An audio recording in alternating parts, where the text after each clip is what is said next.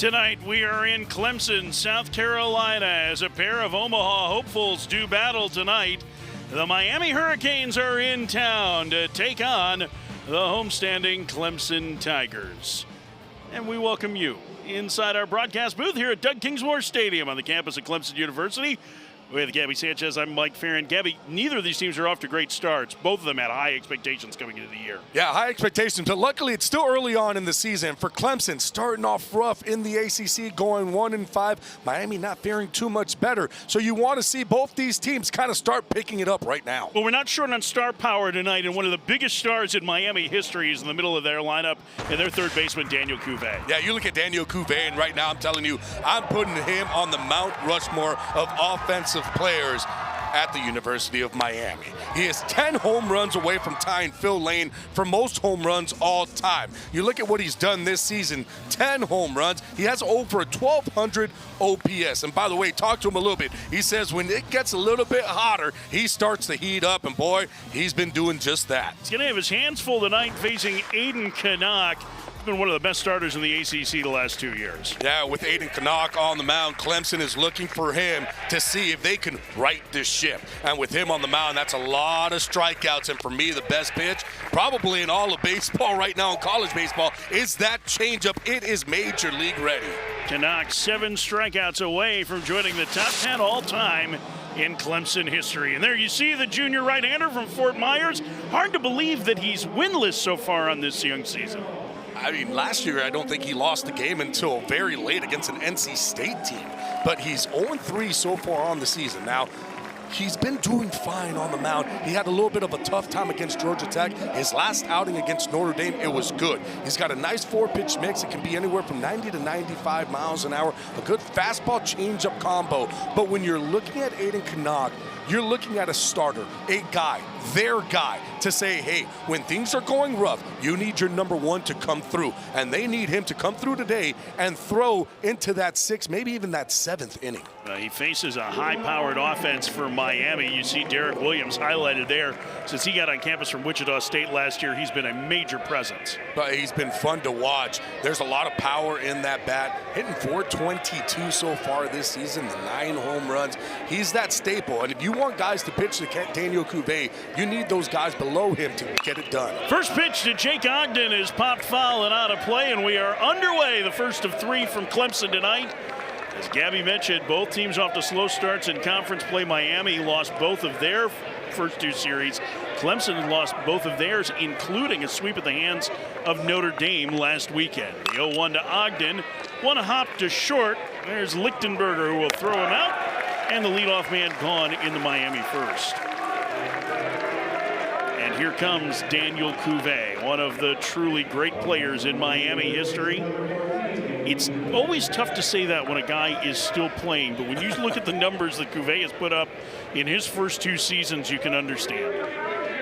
There's just, it's power to go along with average. The bat-to-ball skills are there. And that's a big man who has a lot of power. Not only, a lot of times you'll see the big guys, the power hitters, and it's a lot of power just to one side of the field.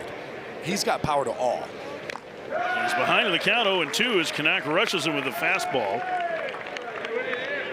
And a look at the right-hander. Canuck always works very quickly, always very composed. The 0-2. Upstairs, 1-2. This is one of those matchups that we live for. These are 2 of the top players in the conference, a pair of All-Americans. You love these head-to-heads between 2 absolute stars. The 1-2. Swing and a foul at the plate. Just did get a piece. Now, this is a kind of Aiden Canuck that we're used to seeing.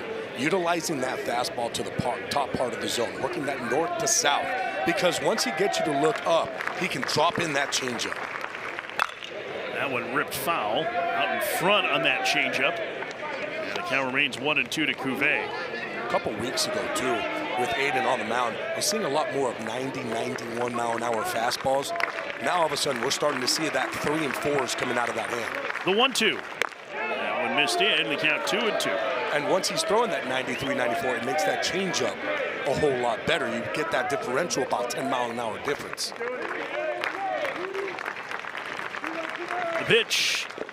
Tried to check his swing. He held up on appeal. Godek, our first base umpire, says no swing, and the count goes full to Cuvée in the first.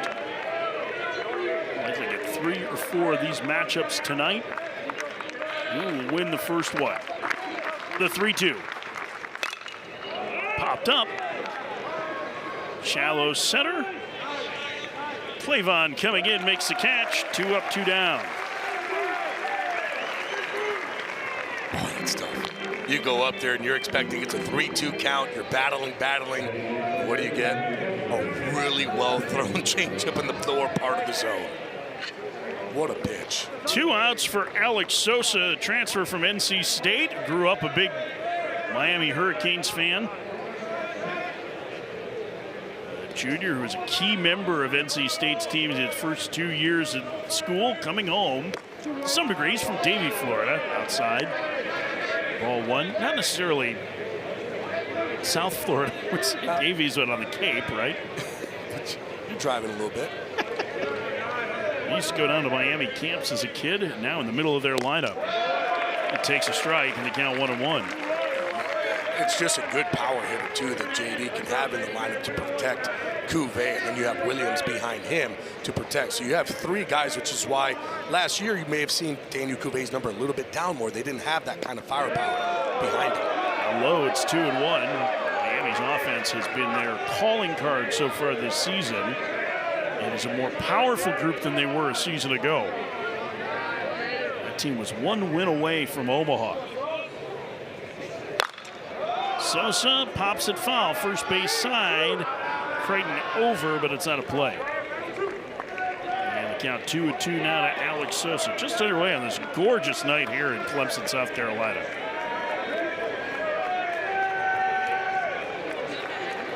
Look at how beautiful it is this evening. Temperature's perfect. In the mid-70s today.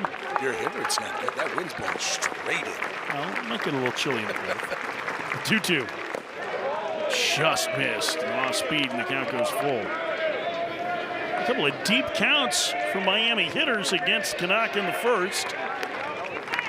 Ready, always set to go. And now he'll make Sosa wait to end the payoff. Bouncer foul, first base side. It's one of the rare times you see Canuck hold it on the mound. Normally, as soon as the hitter's ready, he's trying to rush it. I like it, though, because with Aiden Canuck just kind of messing with the timing of the hitter, understanding that every single time I'm go, and then all of a sudden you just take that extra little second, and it gets the rhythm of the hitter off balance. 3-2 again. Fouled away again. 94 from Canuck that time. You can see Miami's hitters are going to try and take as much time as they can when the clock resets. They have to be alert to the pitcher with 8 to go, and they will wait until just about then to try and slow down Canuck. Call, ball 4 inside, just narrowly missed the inside part of the plate. Landis Baker, our home plate umpire, stood up like he was going to call it strike 3, and he's already telling the Clemson bench to calm down. Ooh, that's a take right there. And that is in. Good take. It's in off the plate. Very good take. It's a tough take. Because if you're Sosa up to bat, that pitch looks good. But it was on the white chalk on that inside part. So that's a very good call from home plate umpire. Here's Derek Williams, who we highlighted in the open. He was a key power source for that Miami team a year ago and off to a terrific start. His second year out of Wichita State, and it takes swings and misses. It's 0-1. Williams was a guy that Miami wasn't sure they were going to get back this year. Returned for his senior year and a chance to give them an early lead here. Outside, it's 1-1. This lineup does look a lot different, just even on paper, for Miami than the one that we saw in Super Regionals last year. Talking to JD too, he said definitely the hitters have improved. There's a lot more power in the lineup. Guys have another year of experience as well. 1-1, swing and a miss. But I don't care what kind of lineup you are. When Aiden Canuck is on the mound, it's going to be a tough job for any hitter.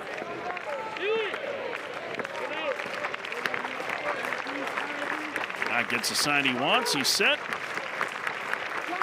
And the 1-2. foul and out of play.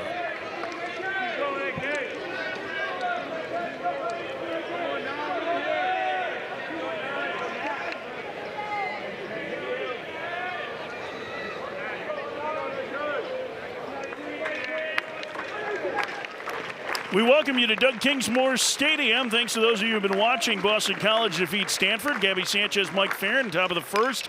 Miami and Clemson, and that one off the glove of the diving third baseman McClatty. The first hit of the night for Miami comes with 2 outs off the bat of Derek Williams. That'll bring up Braylon West for Miami, a transfer from Florida International. So far this season, both of these teams who have Omaha hopes have been off to a slow start. You can see the effort from McClatty. What a great effort by McClatty, because here's the thing. If that ball gets by him, Miami's scoring a run. They're playing way off the line in left field, so there's a lot of room out there. McClatty just knocking that ball down made it to where Miami can't get a run. Braylon West, good contact hitter despite his giant frame, and he takes a strike. It's 0-1. He's not really a power guy, but he's been as advertised for Miami so far this year. West, another one of those guys Miami is able to get in their lineup, who has been doing a very nice job with the bat. That one down low on pitch number 25 of the first for Aiden Canuck. Canuck, the ace of this Clemson staff. And for his first win on the season, he was slowed in non-conference as they ramped him up. And West hits it back through the middle and past a diving Dillard into center field. Racing around third is Sosa. The throw not in time. It's an RBI single for Braylon West, and Miami has a 1-0 lead in the first. A 2-out rally started with the long good at bat from Alex Sosa, and Miami catches in the first run. Braylon West, how about just the way that he was able to even get to that pitch? It's a changeup. It's barreling down and in on his hands. Able to just stay inside of it, not try to pull it, hit right back up the middle.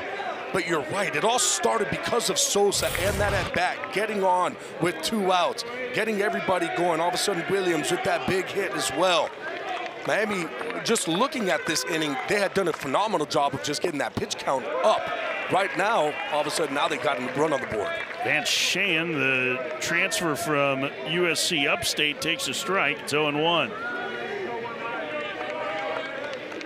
Sheehan was Big South Freshman of the Year 2 years ago, and he fouls that away. The count 0-2. Big walk-off home run this year for Miami, his lone homer of the year, but he has really stabilized the middle infield defense with him and Jake Ogden. All of a sudden, what looked like it was going to be an easy first for Canuck is he's up near 30 pitches. Went in the dirt. A good stop by Jacob Jarrell. The count 1-2. Miami doing a good job, too, of kind of laying off of that changeup, understanding that Aiden Canuck has a very good one. So it's almost like you have to hunt that fastball, and everybody's been kind of a little bit late on that fastball, trying to drive it to right center field, and in doing so, you're able to stay on that changeup a lot more. The 1-2, swing and a miss. Sheehan strikes out to end the inning, but Miami gets on the board first. We head to the bottom of the first. Miami 1, Clemson 0.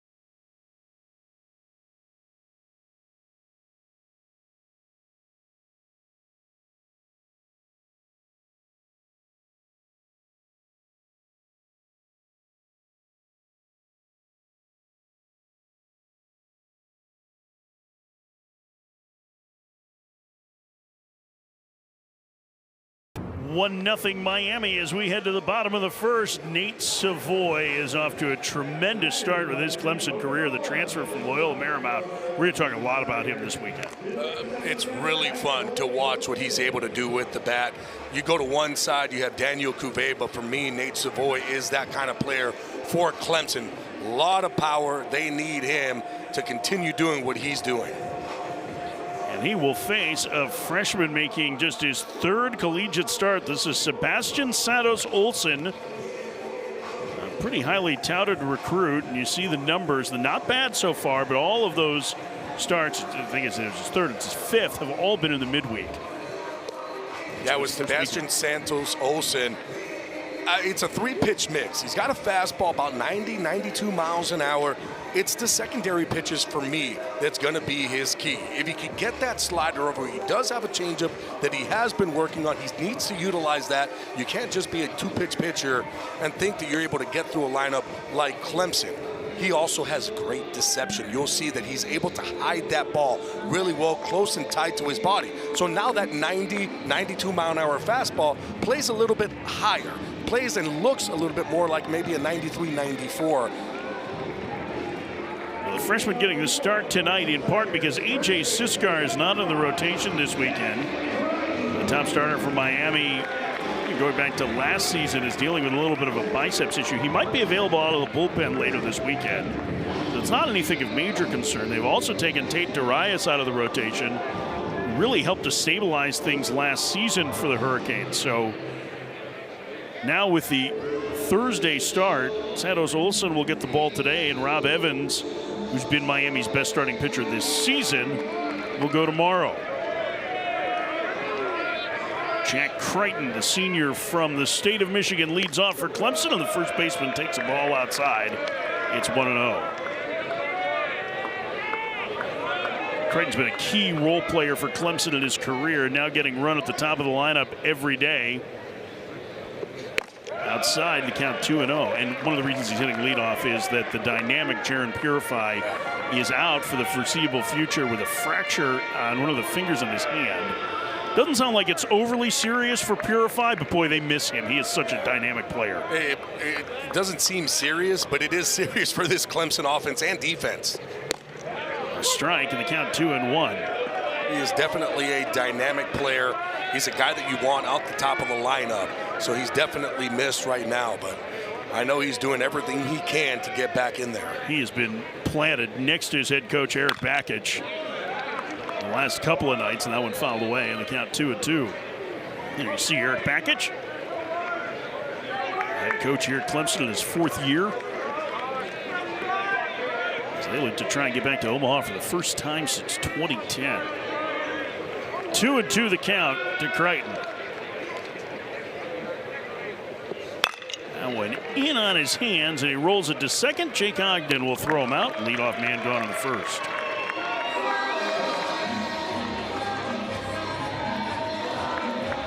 And here is Nate Savoy to hit. The transfer from Loyola Marymount. First team freshman All-American a year ago as an outfielder. Second team as a catcher. That's a rare athlete who can do both, but he is a physical presence with massive power. Foul tip, it's 0-1. It was fun talking to Eric Bakich before the game today about Savoy, and his eyes kind of lit up, and he was like, the power is so easy. It's just different. It's just soft. There's not really much movement to it. It's get the foot down and deliver that backside. That's where all the power is coming through. And since there's not too much movement, there's too much times where he's just ready and he's on time. So nothing's going to really fool him. A 1-1 to the powerful Savoy, starting in left field tonight. He's ahead 2-1. I mean, it's really incredible that you would say a guy that has a leg raise like he does doesn't have a lot of movement. You're right, his body is so quiet. Still. And like the leg, when you see it too, that leg comes up and then it just softly plants down. It's not even a hard plant down. Foul down the right field line. It's a long run for Williams and out of play. But when he hits it, it's going. 9 home runs this year.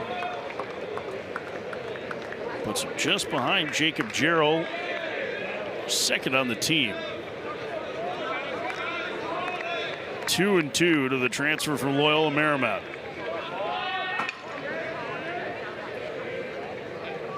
The pitch inside, and the count goes full. Santos Olson making his first weekend start. Thursday's a weekend, right? Sure, for these games. I was in college. The weekend started on Wednesday, but here's a 3-2 ripped foul. I mean, we do call it a weekend for fun. I mean, it is the hard habits to break, right? The weekend rotation. That's the conference series, so even on Thursday night, call it a weekend. Just take the day off tomorrow. You get Gabby's permission. Yeah, you don't have to go to school. 4-day weekend. 3-2.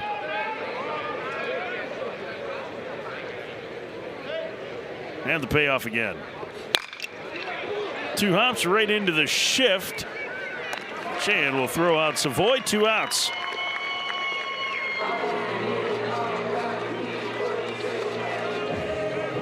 That'll bring up Tristan McClatty, the junior. He's had some really good moments for Clemson over the last 2 years. Got off to a fast start this season. Finding it a little bit of late, Gabby, but a guy who is immensely talented, and boy, it really feels like things are starting to click for him this year. You look at the average, 337, 5 home runs.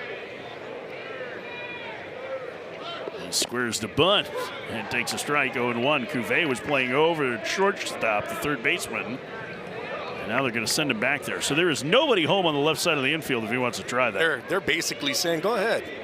If you want to bunt it down that third base line, go for it. He does square to bunt, and running through it, it's 0-2. And I love this situation, too, because if you are McClatty, you look on deck, you got Jacob Jarrell, the guy who leads your team with home runs. And if they're going to go ahead and give you a hit, go ahead, you take it, you bunt that ball to third base, you give Jarrell a chance to come up there and see if he can hit a 2-run homer. Yeah, and he's got massive power. As that one misses, it's 1-2. I almost wonder if he would try it again with 2 strikes. I mean, it almost looked like he was trying to drag it with him that last time, but boy, it's just even a check swing roller would put McClatty aboard for him. Right now, if you're McClatty, you're kind of really letting that ball get deep. And all you're trying to do is just a soft contact over to the left side. 2-2. Even if they throw you a pitch in, it's almost like playing pepper back in the day where you can just work your hands in close and tight and just kind of just feel your way that way to that left side of the field. Because even if you get a backhand to Cuvée, who's playing shortstop right now, it's going to be a tough play for him. Swing and a miss. Got him to chase a breaking ball. And a 1-2-3 first for Sebastian Santos Olson. Lefty breaking off the breaking ball. We played 1. It's 1-0 Miami.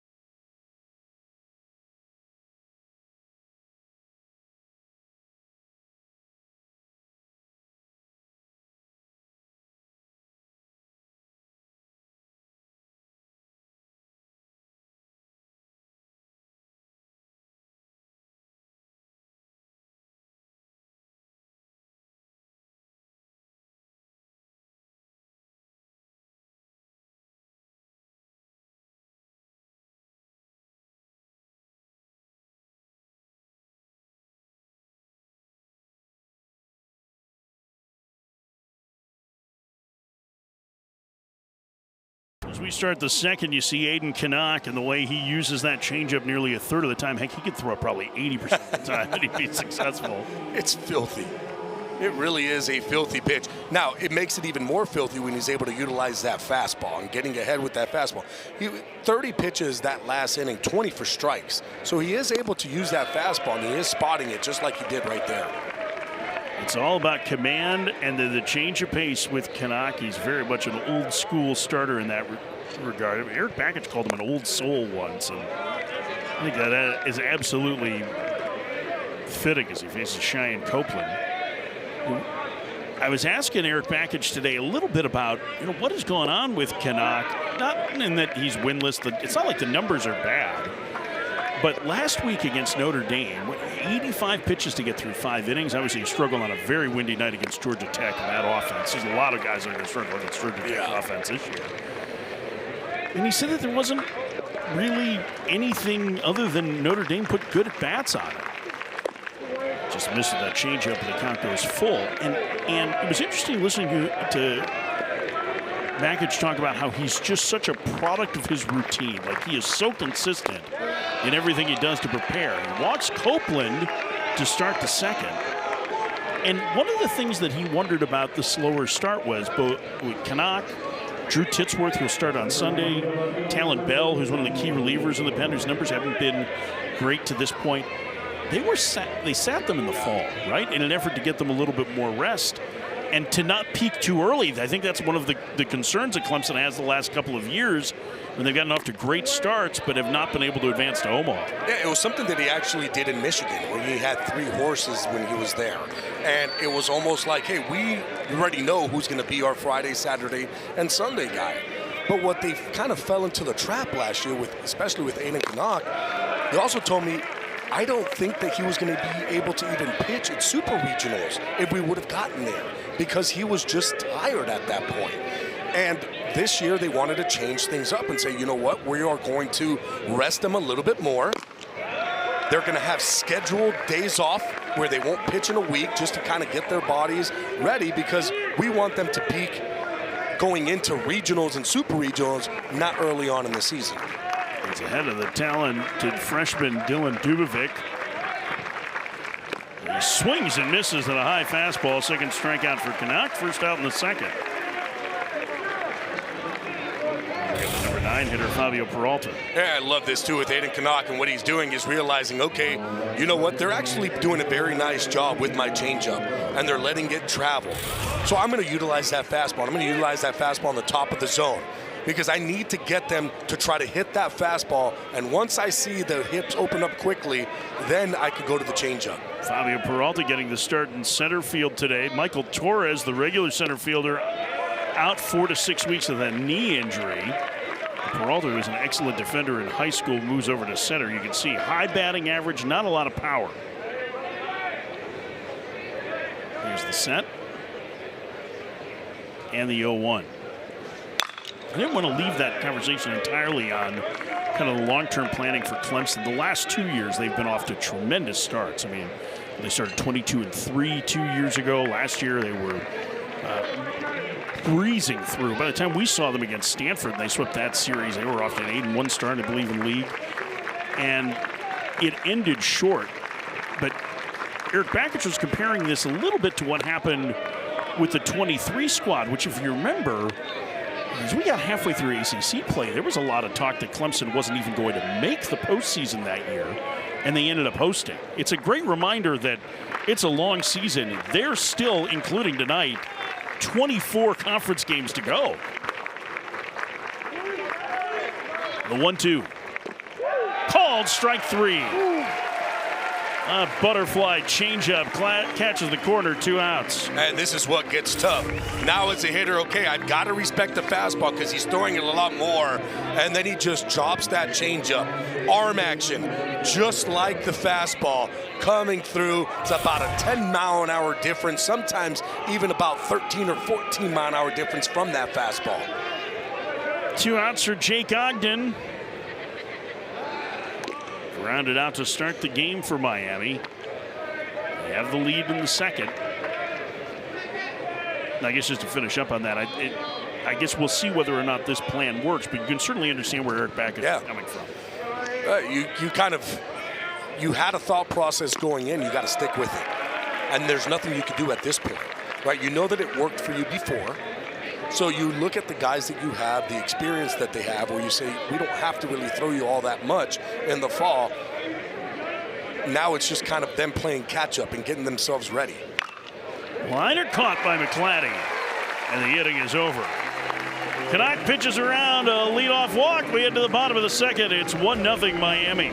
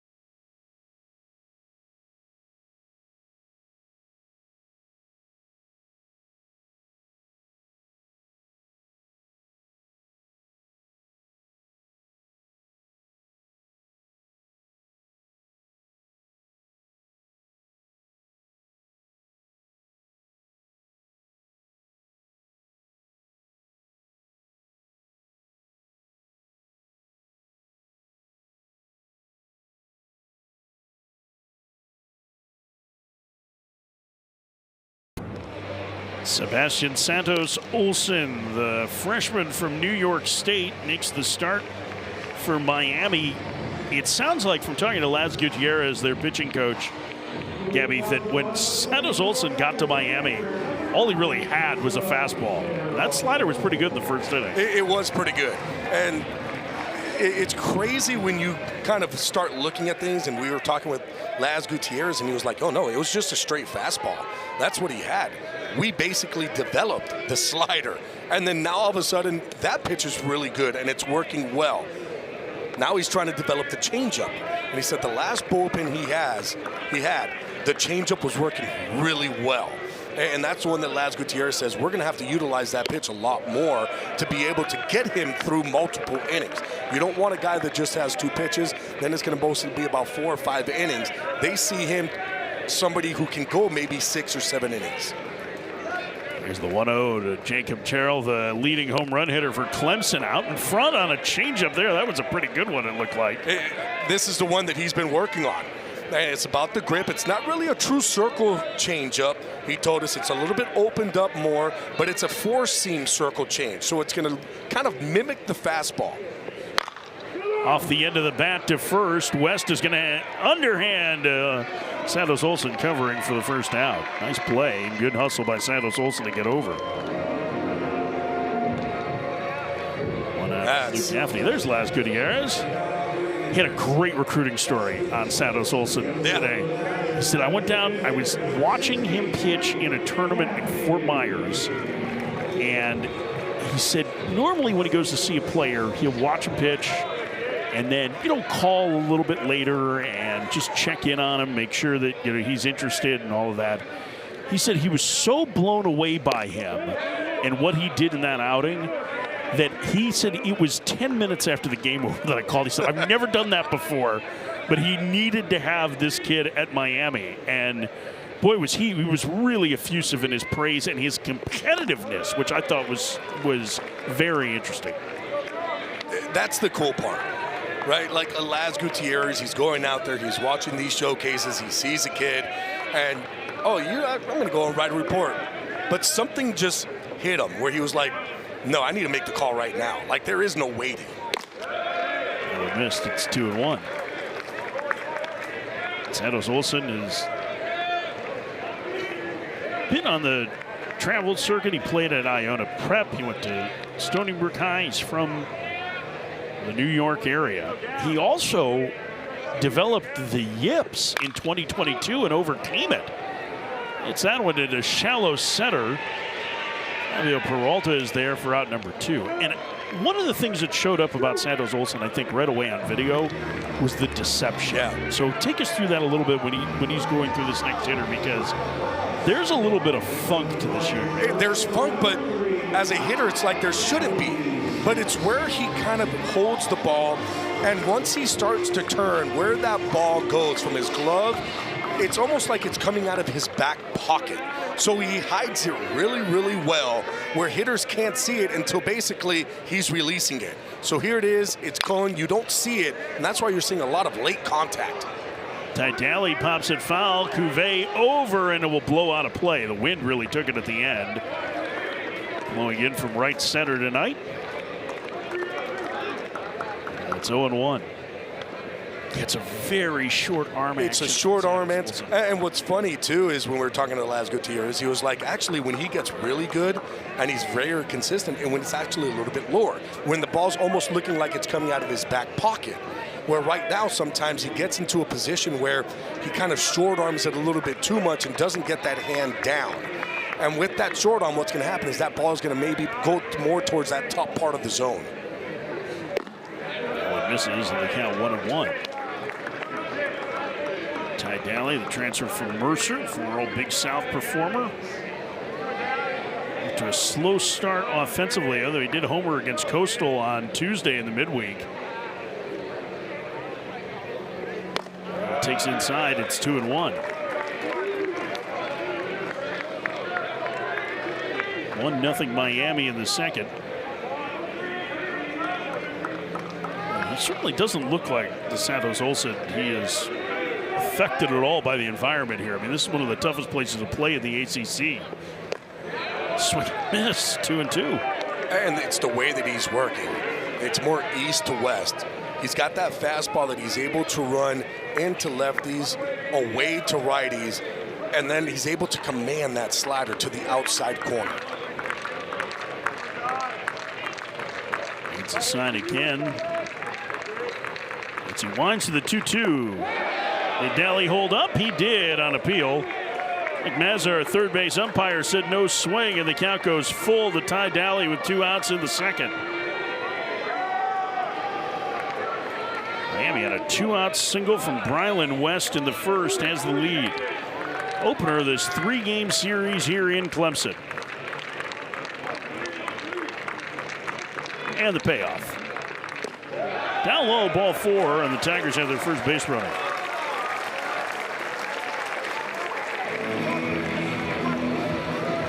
Bring up Jay Dillard. And tomorrow, game 2 of this 3-game series will be here on ACC Network at 8 Eastern. Gabby and I will be with you for that. And then Saturday's finale, 3 Eastern on ACC Network Extra. Like everything else, all games also available on the ESPN app.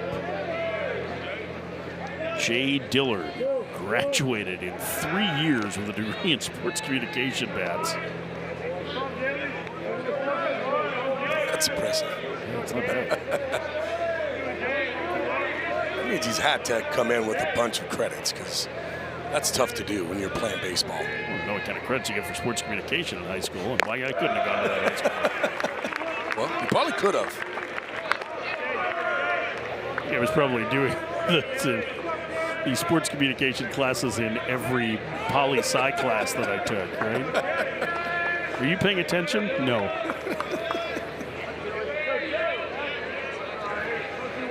See the lead at first. Daly not running, pitch in the dirt, knocked down by Sosa. The count 2-0. First time for Santos Olson to go from the stretch here, and see what kind of adjustments he has to make.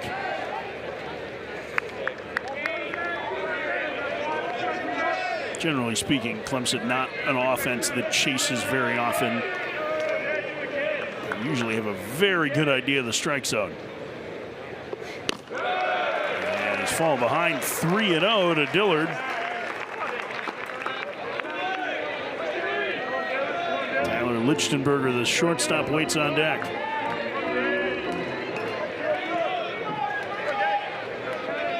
You see the shortstop. We're ready for the 3-0 here to Dillard. A 4-pitch walk. Clemson trying to put together a 2-out rally here. It's one of the things, too, that JD told us with Santos Olsen on the mound, that a lot of times, all of a sudden, the command would just kind of get away from him. And this is smart by Laz Gutierrez coming out to kind of just calm down the young man, especially first time getting from the stretch. Nobody, didn't have anybody on base. All of a sudden, now there's traffic. You got a guy in Lichtenberg who's coming up who has some power. And trying to just stop. Hey, go right after these hitters. You got to be careful, too, in just doing that. It's not going after these hitters and just throwing a fastball right down the middle because you can get hurt quick. Quick conference there with, do we have to call him Dr. Laz Gutierrez? Doctor, yes, we can, I guess. He does have a PhD, right? so technically, yes. Dr. Laz heads back to the dugout. Lichtenberger was the Sun Belt Freshman of the Year a year ago at Appalachian State. In his first year with Clemson, off to a little bit of a slower start offensively this season.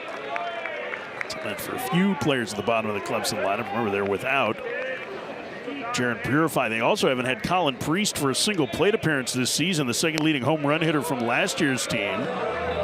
First pitch is a strike. It's 0-1.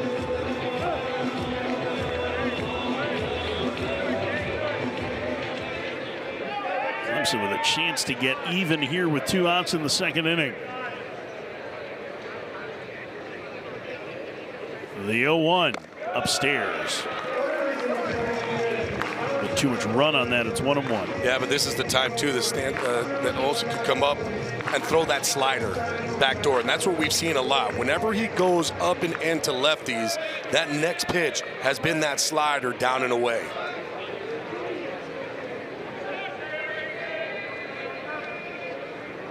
Here's the 1-1. Bouncer to first and foul past West, but well foul. Down 1-2. Now he stayed with the fastball and tried to go away. Miami's looking at this situation, but you got to be careful here because Lichtenberger, we understand that he hasn't been kind of hitting at this point, but he is a guy that has shown that he can hit. There is power in that bat.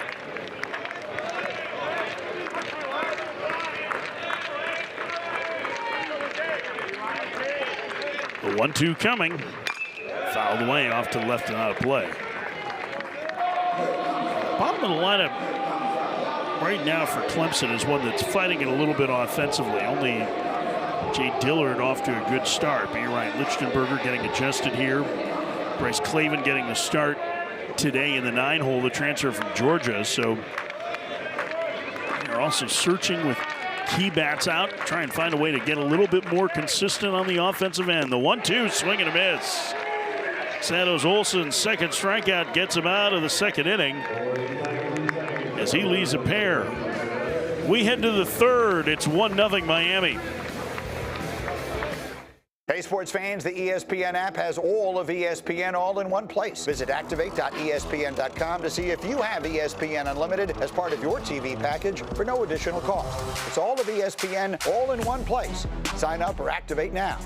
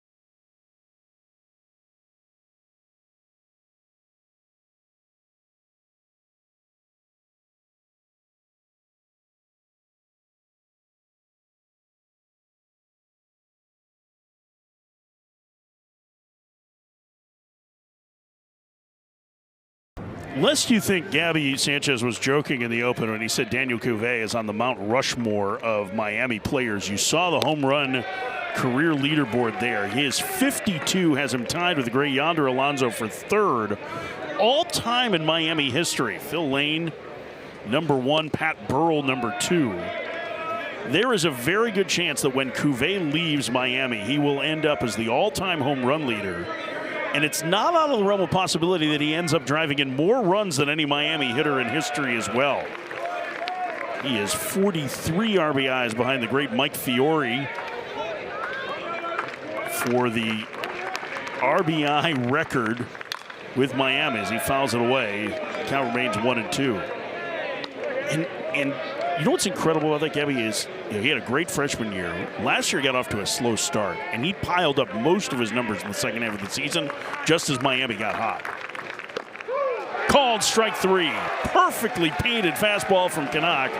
And the leadoff man gone in the Miami third. That's 4 strikeouts. Yeah, this is where it starts to get real tough when you're a hitter. Because the thing is, against Aiden Canuck, what are you looking for? The changeup. When you look at Daniel Cuvée in his last at bat, it was a 3-2 pitch. What did he get? Changeup. So all of a sudden you start sitting changeup, 93 comes, and you just can't pull the trigger. Alex Sosa will bat. He walked and scored the only run of this game in the second, or in the first, excuse me. And he takes a strike. There's that changeup. It's 0-1. There's not a whole lot of guys that throw 77-mile-an-hour changeups where it's effective. And the thing is, too, is Aiden Canuck, it's anywhere from 77 to about 82. So he messes around also with the speed of that changeup. Sosa rips that fastball down the right field line. It'll get down a one hop against the fence. The catcher digging for second. Here comes the throw. It's not in time. It's a double for Alex Sosa, who gives himself a big hug. He's in scoring position with 1 out. Good throw from Ty Daly there to make that close. Very good throw by Ty Daly there. And Alex Sosa, as soon as he hit it, he was off and running. Gets a fastball at 92 miles an hour. Leaves his bat at 102. And you could just see the young man chugging along. The catcher sliding in safely into second. Daly made that really, really close, too. That was a very strong throw from right field.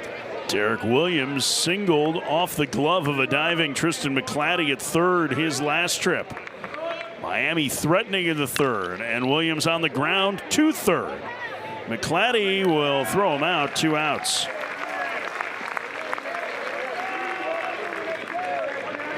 That'll be up to Brylan West. It was a much easier play for McClatty this time than all the Williams hit in the first, where he may have saved a run for a moment then. And here's West. Well, really, it did save not only 1, but probably 2. Because remember, that would have then put Derek Williams at second base with West coming up, who got that base hit up the middle. Tried to check his swing. He went around on appeal. Count 0-1. West is exactly the kind of guy that Miami wants at the plate in these spots. He will not try to do too much. First team All-Conference USA a year ago at FIU. Fouled away off to the right, not a play. It's 0-2. There aren't a whole lot of guys who are his size who aren't power hitters, but power is really not West's calling card. It is great plate discipline, and he is an excellent bat-to-ball guy. Big spot for Canuck. The 0-2 down on the ground, fair inside the bag at third, down the left field line. Sosa will come home. West digging for second. Here comes the throw. It's not in time. A 2-out double for Brylan West. He's knocked in both runs, and Miami leads 2-0.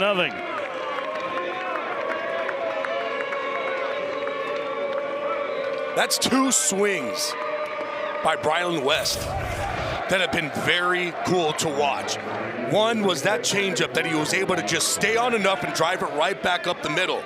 This changeup was fading in underneath his hands. He was able to just stay inside of it, get the barrel to it, not try to do too much, which is what you talked about.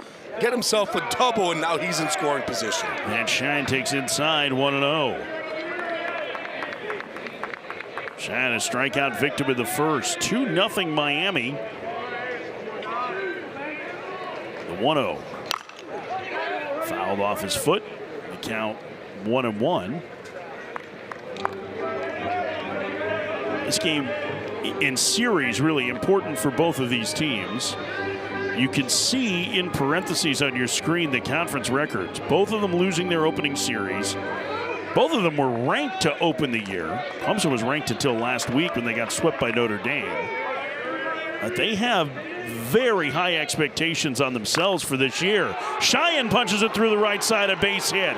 Rounding third is West. Here comes the throw from Daly, and it's not in time. An RBI single for Vance Cheyenne. It's 3-0 Miami in the third.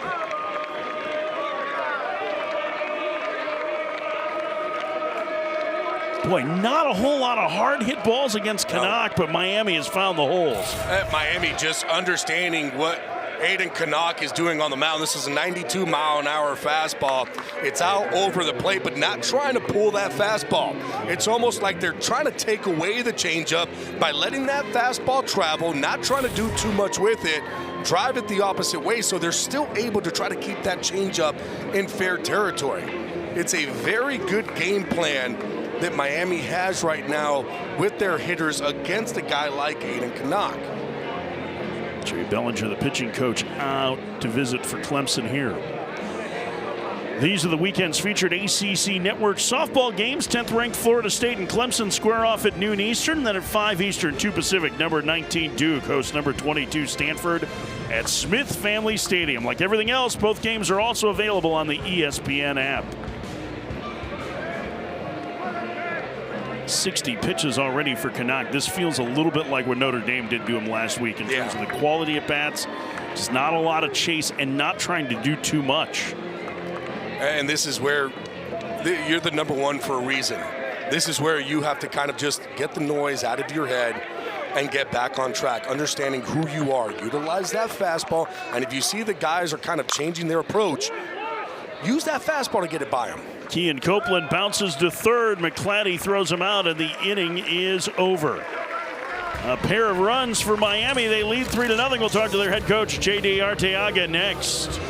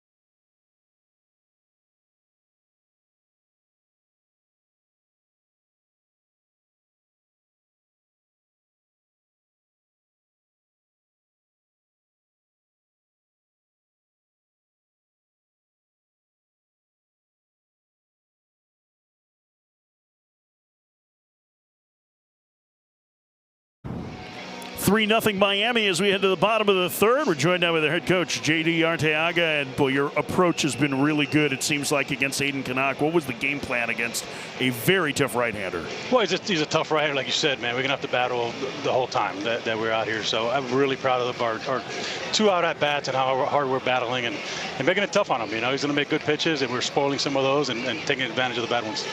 You have your freshman on the mound in Santos Olsen. What have you been seeing out of him? I wish he wouldn't make it so tough on himself and be a little more aggressive in the zone. You know, Linus has a tight strike zone. That's what he is. That's what he's got. So we got to work with that and just be a little more aggressive in the zone. JD, as always, we appreciate the time. Best of luck tonight. Thanks, guys. JD Arteaga, the head coach at the University of Miami. He is, would you call him University of Miami royalty, JD? Yes, absolutely. Player, coach, one of the great pitchers in Miami history. He's got his number, retired. Yeah. Hall of Famer. Gino DiMari stepped away from the program 3 years ago. JD was elevated, and you are hard-pressed as Bryce Clavin swears the bunt and pulls back for ball one. You would be hard-pressed to find anyone currently or maybe ever around the Miami program who came across JD Arteaga who will have anything but positive things to say about him. He is beloved. 1-0. Fouled off to the right, not a play. You notice the Miami alum was quiet there, so I'm assuming you're the one who would have negative things to say about JD. No, I'm just kidding. Absolutely not. You got to remember, too, that when JD first entered the program to be the pitching coach, that was my freshman year. Wow. So, needless to say, he's been doing it for a very long time. Here's the 1-1 to Cleveland upstairs, 2-1. He had a 1 win from Omaha a year ago. They're trying to get back to that. Bertram, Miami was one of the premier programs in college baseball. See one of his new coaches in the foreground there, Jared Saltalamacchia, the former big leaguer. Joined the staff this offseason, and we count 3-1 now to Cleveland. There's Salty. It's a man with a lot of kids, and that's why he's got to keep working. It's in an interview dropped on me the difference going between 4 and 5 kids as Cleveland lines it up the alley in left center. They'll get down for a base hit. Good speed aboard for Clemson to start the third. Their first hit of the night. But Saltalamacchia took the line. I think it was from, who was the comedian? At any rate, it was the difference between having 4 and 5 kids is imagine that you're drowning and somebody tosses you a baby. That's why I stopped at 3. I said I'm good. We're playing zone coverage. 4, you're in trouble. Jim Gaffigan, that's what it was. Jim Gaffigan. Cleveland with terrific speed at first. He is a really talented player. Getting the opportunity today. He's 1 for 2 in stolen bases, and he runs. The pitch is a strike. The throw from Sosa on the money, and in time to get him. Cleveland wants them to take a look at this and challenge. It was a good throw. The question is whether or not he got the hand in under the tag. That throw was on the money by Sosa. Previous plays under. That's Linus Baker letting us know that the previous play is under review. And you're right. The quickness of Sosa getting it out of his glove. That was impressive to me because Cleveland was off and running. He had a very good jump. As soon as that foot came up, he was going. It's a first move. You're not doing anything else. Sosa made that a lot closer. Did you see Jack Leggett there in the middle suggesting to the umpires that they were safe? Let's see, Laird. I think he beat it. I don't know. That is so soon. The whole entire thing. It's 100% just where it to be overturned. So where's that hand? To where's the tag? I don't know. You're right. I think this is gonna. I think this is gonna be confirmed. I think it might be confirmed. I think he got the tag in because the hands are up before that hand gets on to the base. I just feel like he got him before the oven mitt could get there. The other one too is a great tag by Ogden, who got to second base, and that's a quick get the ball straight down. This is a very short challenge. Linus Baker, let us know. After video review, the call of out is confirmed. All right, so not a very long review at all, and Cleveland caught stealing for the first out here in the third. Clemson loses one of its challenges, but boy, what a good throw and tag. So Creighton will hit the count 0-1. That's one of the quicker catch and release to second base that we've seen this season so far, coming from Sosa. Creighton takes high, 1-1. Clemson trying to get anything they can going offensively. You understand the running game. Trying to create offense right now. Creighton fouls it off to the right and out of play. I mean, I like it. I like the stolen base attempt. You have a guy in Cleveland who can run. He's got a lot of speed. He had a great jump, and it took a perfect throw, and not only a perfect throw, but a quick release throw.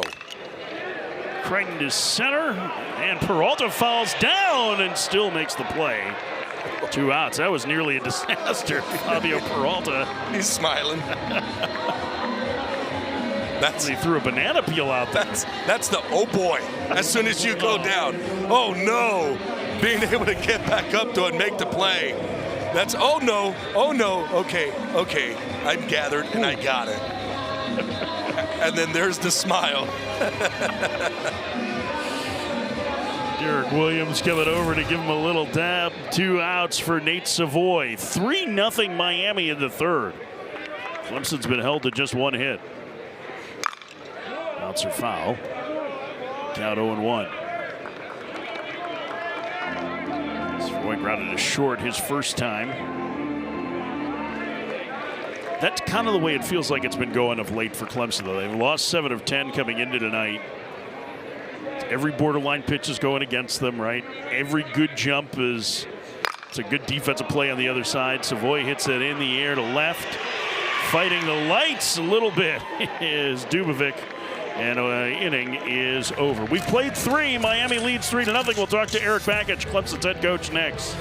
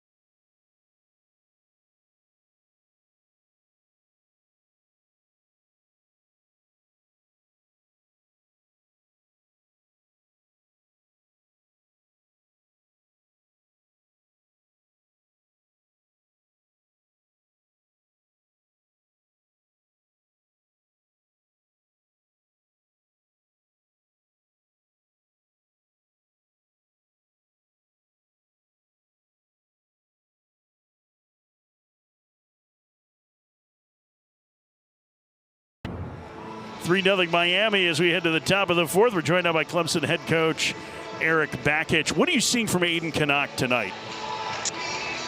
You know, they did a good job with 2 outs last inning. I mean, they got 2 2-out RBIs, a 2-out double, a 2-out single, so that, you know, they made him pay for that. But you know, a lot of pitches in that first inning, 30 pitches in the first inning. Did a good job mounting a 2-out rally again. So they've done their damage with 2 outs, and that's been the story of the first 3 innings. Is they've got the 2-out hits, we haven't. Coach, when you're looking at Sebastian Santos-Olsen, the pitcher on the mound for Miami, what are you guys seeing from him, and what is the approach that you want to see your hitters take? Well, you know, he's a guy who will be on the fastball and see the off speed up in the zone.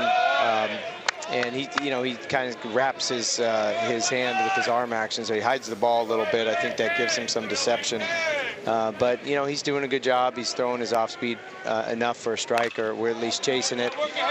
But you know, he's doing good. He's a Friday night lefty in the ACC. So we'll need to have a better approach. And got a couple of walks so far, but we haven't got the 2-out RBI yet.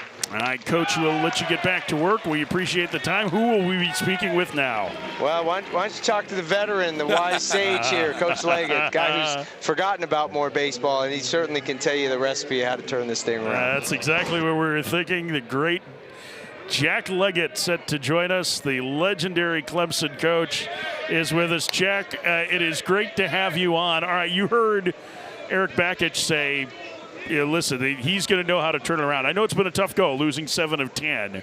Right. When it feels like every little moment is going against you, how do you try and get guys to flip that script mentally? Well, you just got to keep working on them, massaging the mental capabilities and brainwashing them into thinking something good's going to happen, and just keep on battling. That's all you can do. This game is like this. I've been through enough baseball games in my lifetime to know that there's ebbs and flows to the season, and right now we're in a little bit of an offensive funk. Can't quite get anything going that would be meaningful. Runs, multiple runs in an inning, that type of thing. And then we did that the other night against Coastal, and we won the middle innings but didn't win the last 3 innings. So we're in a little bit of a funk that way. We're going to work our way out of it, keep on battling, and it's a long season, and they're playing against a good team like Miami tonight. You can't afford to have too many bad innings or too many innings where they get more than 1 run. Coach, we know that you do something that's called 7 and 7 before the games, and you have the whiteboard. Through times like this that are very tough, What is your message to those guys when you're having those type of meetings? It would just be basically about keeping your mental edge and keeping your confidence, keep believing in the process, keep believing in themselves, because this is, as you guys know, it's a very tough game mentally. And if you lose a little bit of confidence, a little bit of edge, it's very difficult to pull yourself out of it. So you have to believe before you can achieve. And that would be my message to them, would be that we've got to continue to think good things are going to happen, keep on battling through the process, rely on your training, and just respect the game, keep playing hard. Jack, before we let you go, Aiden Canuck is one strikeout away from being in the top 10 all-time in Clemson history in strikeouts. He's about to try Steve Reba. What do you remember about Steve? Steve Reba was a really good pitcher for us in the early 2000s and helped take us to Omaha in 2002 with the great team we had with Khalil Green and Jeff Baker and Michael Johnson and Jared Schmidt and all the boys. And he could throw his breaking ball at any time in the count. There were times when it was 3-0 count, you get behind in the count, and he'd throw a breaking ball for a strike. And that was the kind of pitcher that he had, that he was. And he was very competitive, very cerebral, and he was a winner. Every time we put him out on the mound, we expected to win. Jack, we appreciate the time. Okay, thank you so much. Always good to catch up with you. Thanks, Gabby. Thanks, Mike. We appreciate you guys. All right, take care. The Hall of Famer Jack Leggett joining us here. And a 1-2-3 inning for Aiden Canuck. Maybe he was the luck that Clemson needed. Was the luck. As we head to the bottom of the fourth inning here. This is a tradition that started last year at Clemson, where their players will go and greet both active duty and retired military members in the stands to say thank you. There you see Eric Bakich leaping over the railing there, as this has become one of the really cool traditions of the ACC. This is one of my favorite things that Clemson does, where the players go out and they, got it from the Savannah Bananas. And that's what you kind of like about Eric Bakich, is that he sees something and he says, you know what, that is special. And not only special for the players, but special to the fans. You hear that about great directors in theater, right? That the best thing a director can do is sit in the back of the room and say, leave it in. And that's what one of the things that Bakich does is, let's just leave it in. This is a really great tradition here.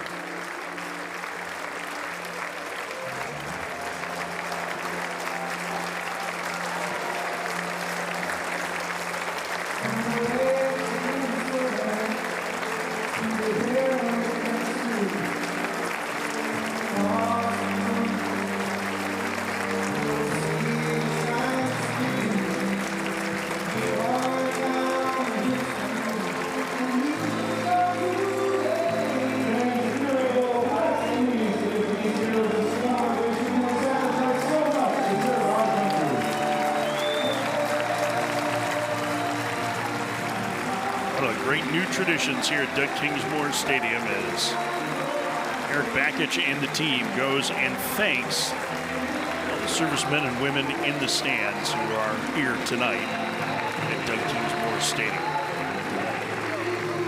Clemson trailing Miami 3-0 as we head to the bottom of the fourth inning. Part of the order due for the Tigers.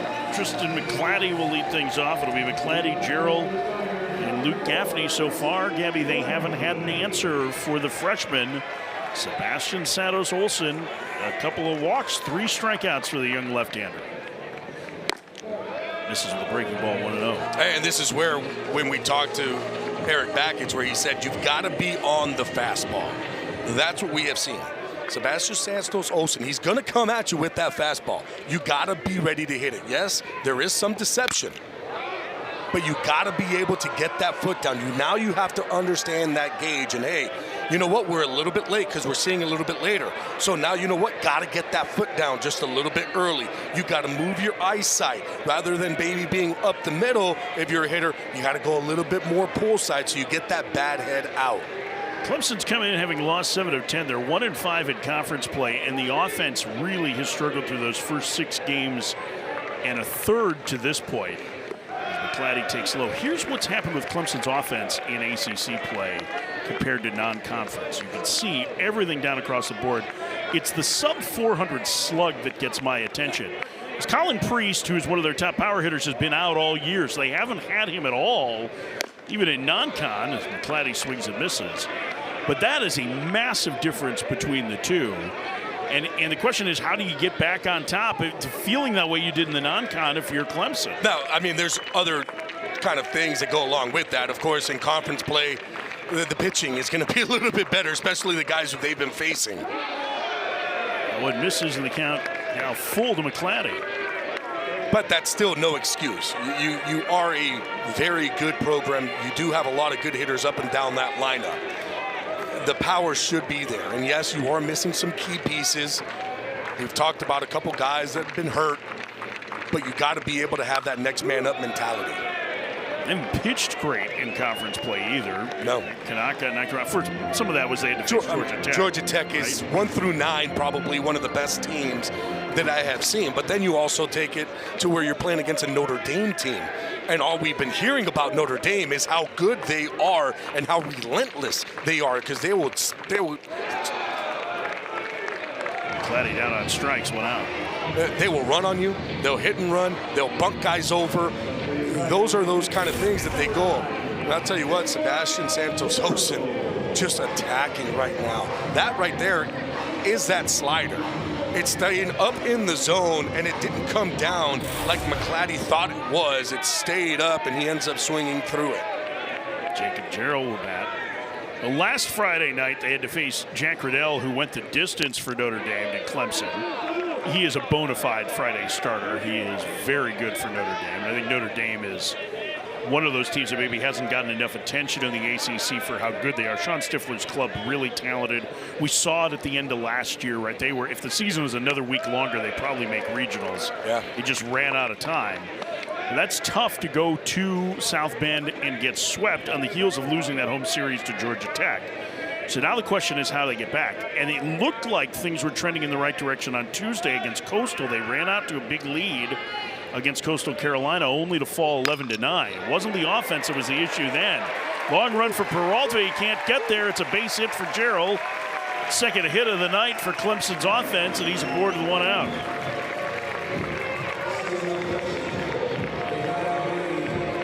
So now the question is, can Clemson start putting together rally? We heard Eric Beckett said, listen, they're cashing in with 2 outs. Obviously, this is a 1-out situation, but they need to build extended base runners. They need to find a way to create more and more traffic. And they need somebody from the bottom of the lineup to come up big, and that's kind of the trend. If the bottom of the lineup guys are getting their hits, all of a sudden you're going to put runs on the board. Luke Gaffney, who transferred in from Purdue last year, takes a strike. It's 0-1. Big freshman season for the Boilermakers. He's a second-team freshman All-American, the Big Ten freshman of the year, setting Purdue freshman records for home runs, RBIs, total bases, slugging. And then last year, by the end of the season, he'd lost his job as the starting first baseman. He takes a strike. It's 0-2. So this is a player who is talented, that they have not had a lot of the power production I believe they were hoping to get from. He's hitting for a decent average. He gets on base. The question is, can he tap into a little more power? They could use him to run into one here. Gets jammed and pops it up. Jake Ogden makes the catch for out number 2. Boy, Santos Olsen isn't afraid to work inside to the righties either, is he? He's not, and he understands, too, that, you know what? They're not picking up my ball right now, and everybody is kind of being late. So the attack with the fastball is exactly what you want to do. Against a righty, running it up and in, that makes it really hard on the hitter, because the reason is you're seeing that ball so well. And because you're seeing it well, you're going to have that tendency to swing at that pitch. Ty Daly bats. First pitch, and he bounces it foul, first base side. It's 0-1. He walked in the second. Daly, you see the numbers. Eric Beckett said that he leads the club in an ignominious category, which is most 100-mile-an-hour balls in play that have turned into outs. Turned into lineouts. I mean, sometimes the ball's rolling your way, and right now for Daly, that's exactly what it is, but you can't change anything. Upstairs, 1-on-1. Part of this is hey, listen, you want to try and tell these guys, don't change anything. It's going to turn. At some point, those balls are going to start falling. Yeah, but you stood in that batter's box and had that happen to you. Do you believe it when you're standing in there? Absolutely not. I would move up in the box, back in the box, forward, backward. I would move everywhere to see if that just changed the angle a little bit coming off my bat. But, man, it is tough when you're going through it. Throw to first and the runner back. Do you think hitters, because so much more discussion publicly about process over results, right, for hitters and pitchers, do you think they're better equipped to deal with that now, or do you think regardless of that, batting average is always going to be the thing that drives them? Batting average has kind of taken a little bit of a backseat maybe to that more of that OPS style. Daly pops it foul. Does Cuvée have a play? He doesn't as it hits the netting, and they kind of banged into the railing there. Count 1 and 2. So I think it's taken a little bit of a backseat, but you still want to see that type of production when you're a hitter. And I don't care who you are as a hitter, you can go up there and you can line out 15 times. Everybody's telling you everything is okay. You're hitting the ball perfectly. Don't change a thing. But internally, you're going, but I'm still 0 for 15 with 15 lineouts. Like, I need to do something different here. Daly behind in the count 1 and 2. 6'3", 210-pound senior weights, and he takes up and in. It's 2 and 2. I mean, do you want to really change everything mechanically, or do you just want to like put on lucky socks? You know, one of the things I used to do is I would take a shower in my uniform and just wash the bad juju off. Sometimes you got to just wash the bad juju out. Soap it up. 2-2. Swing and a miss. Daly down on strikes. 5 strikeouts for Santos Olson as he works a perfect fourth. Gabby's got the cleanest uniform in the league, though. It's 4-0 Miami.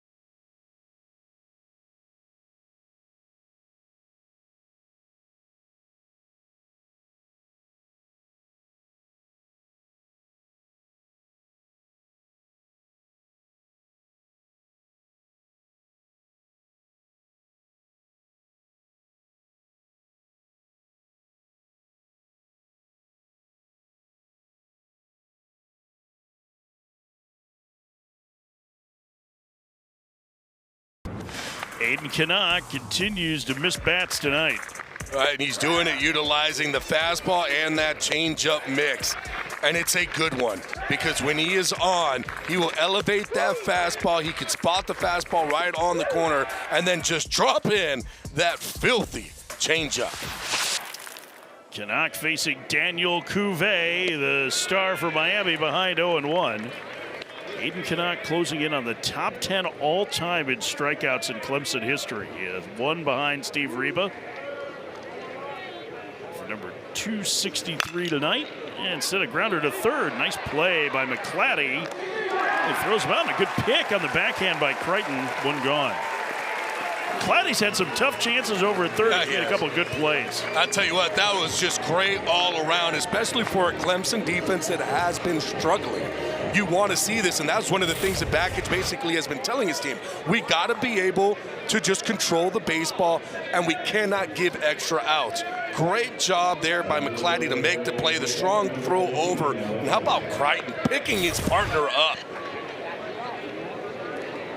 Canuck had 30 pitches in the first inning. He's at 75 on the night. Alex Sosa has been a thorn in his side, though. He's walked, doubled, and scored 2 of the 3 Miami runs.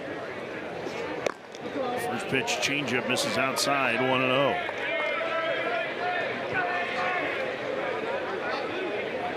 Sosa, the NC State transfer. Very highly touted high school recruit to the Wolfpack. But in the dirt, 1-1. And it was a key member of their Omaha team 2 years ago and right in the middle of their lineup last season. This was a big move for Miami to get Sosa. Kid you've known since he was knee-high to a grasshopper. Yeah, I know. He showed me a picture of like, hey, look, this was at Marlins Park. And hey, look at me. And I was like 8. And I'm like, oh, thanks, buddy. I appreciate that one. What was the thing that upset you the most about the photo, Gabby? That I looked really young and in shape when I was in those pictures. What happened, Gabby? Jeez. Now the time comes for us all. Routine for Crichton, 2 outs. And all of a sudden, for Eric Batkich and Aiden Canuck, it's kind of like he's falling into a nice little groove. He's able to add and subtract with that fastball. He's utilizing it, and all of a sudden now he has the Miami hitters kind of a little bit off balance. 6 in a row set down by Canuck. There haven't been many balls that have been tattooed off, and maybe Sosa's double to start the third. Williams had a double inside the bag at third to knock home a run his last trip as he takes high, 1-0. 3-0 Miami. This is one of the highest powered offenses in the country. Terrific pitching from Sebastian Santos Olsen tonight. Williams ahead 2-0. Canuck seems to have found a tempo that works for him tonight now as well after kind of trying to ease into it in the first inning. Misses high in the count, 3-0.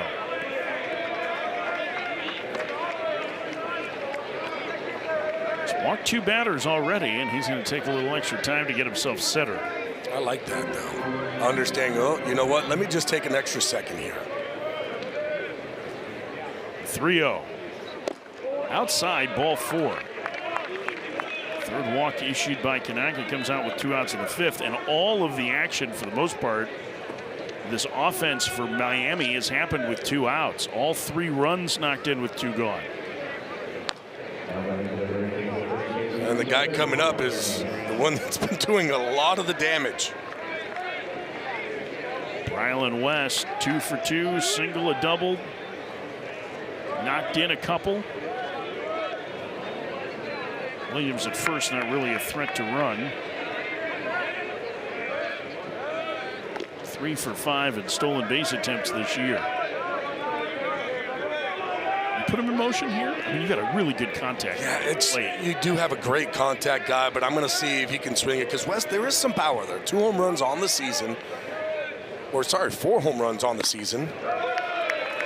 It's a strike. It's 0-1. I've got 2, actually. I think the scoreboard might be wrong. I think they're still on Williams.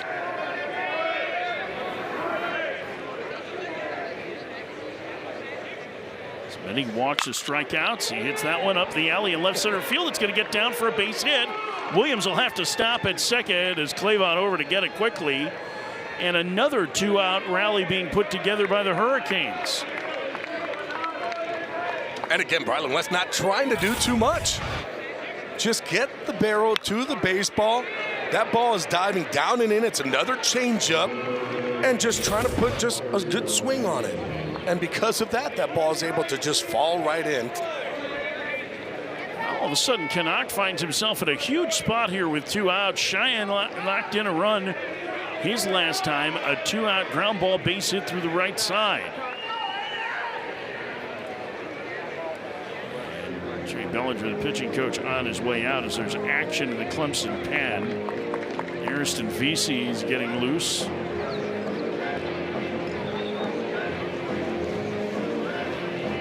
Easy beginning to toss. It's just a really tough situation because what are you going to really tell Aiden Canuck? Because it's not like there was a lot of balls that were just crushed. There was a lot of CNI singles, bleeders just going in, balls down that third base line, playing the shift, ground ball to second base. Now, UM has done a great job of having a plan at the plate and understanding not trying to do too much off of a guy like Aiden Canuck. So they have put that plan into effect. But as a pitching coach and as Eric Backett is looking at it going, it's just one of those things right now that the team is going through. Looking a little bit like last week's start against Notre Dame, where Canuck went 5 innings on 85 pitches. Kept his team in the game last week against Notre Dame. Jack Riddell had other thoughts for the Irish. First pitch upstairs, 1-0 to Cheyenne.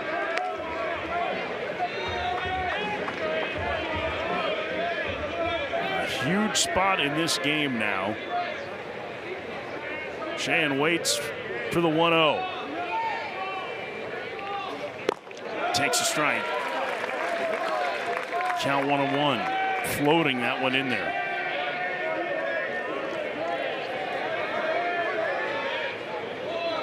Cool, calm, composed right-hander set. Bouncer foul. Boy, went to a bigger breaking ball, almost looked like there. Yeah, he has that big curveball that he will throw. Doesn't throw it as much as the changeup, but if he thinks that maybe you're on a couple of his pitches, he will go to that curveball.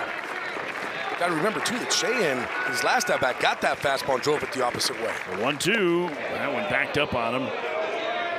2-2. All that soft, it almost seems like he's got him set up to try and run a fastball. To try to elevate that fastball. Yeah. I was thinking the same exact thing.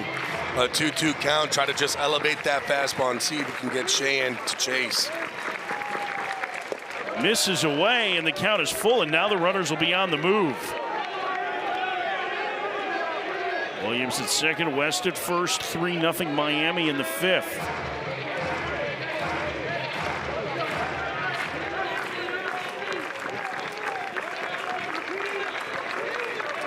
They go. Ripped foul. Ooh, he hung that one. Shannon was all over it. And I think he was waiting for it too.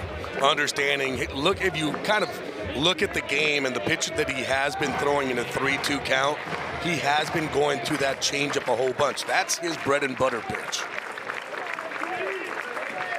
3-2 again. Outside, ball 4, and the bases are loaded. 4 walks tonight for Aiden Canuck. And it loads the bases for Copeland. C. Williams at third, West at second, Shan at first. He's gonna go get him. I was gonna say, it's gonna be interesting to see if Backage goes to get him or if he lets him finish off the inning. And Backage at 92 pitches said, that's enough. 61 strikes for the right-hander. And he's going to the bullpen with 2 outs and the bases loaded in the fifth. Ariston Veazey coming in at a huge spot with Miami leading 3-0.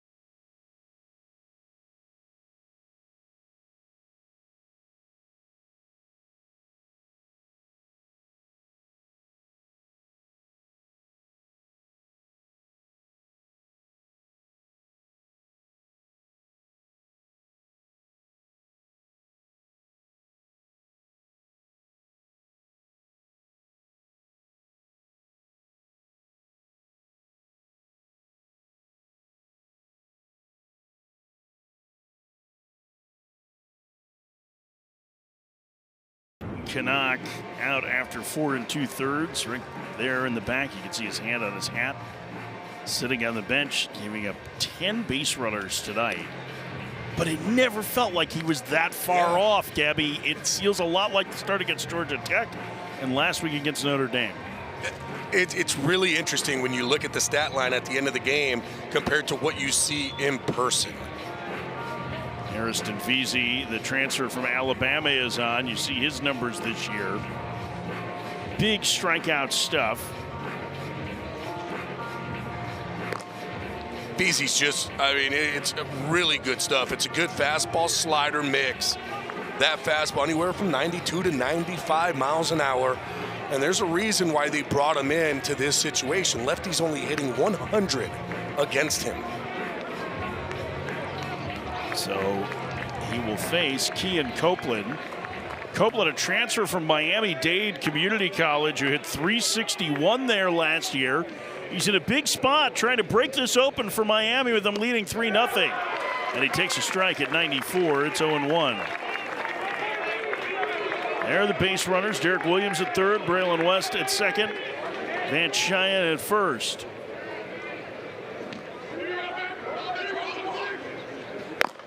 One and one. And that fastball is going to have a little bit of sink to it. Messi gets a lot of ground ball outs. He's actually in like the 100th percentile, 67% ground ball rate. The first left-handed hitter he's faced this year. He lands a breaking ball for a strike. It's 1-2. Right now, that's never mind. I'm going to turn your filters off here and let's go. Bases loaded, 2 outs. The 1-2. Fouled away. Rushed that fastball at 95. It's a good fastball, and he can come get you also with that slider. And right now, that's kind of what you have to look for. You're Copeland. Got to understand that that slider might be coming here. Williams down the line at third. The 1-2. Called strike 3. Painted 96 on the inside corner. And Veazey fired up as he leaves him loaded in the 5th. Halfway through this one, it's 3-0 Miami, and the opener at 3 at Doug Kingsmore.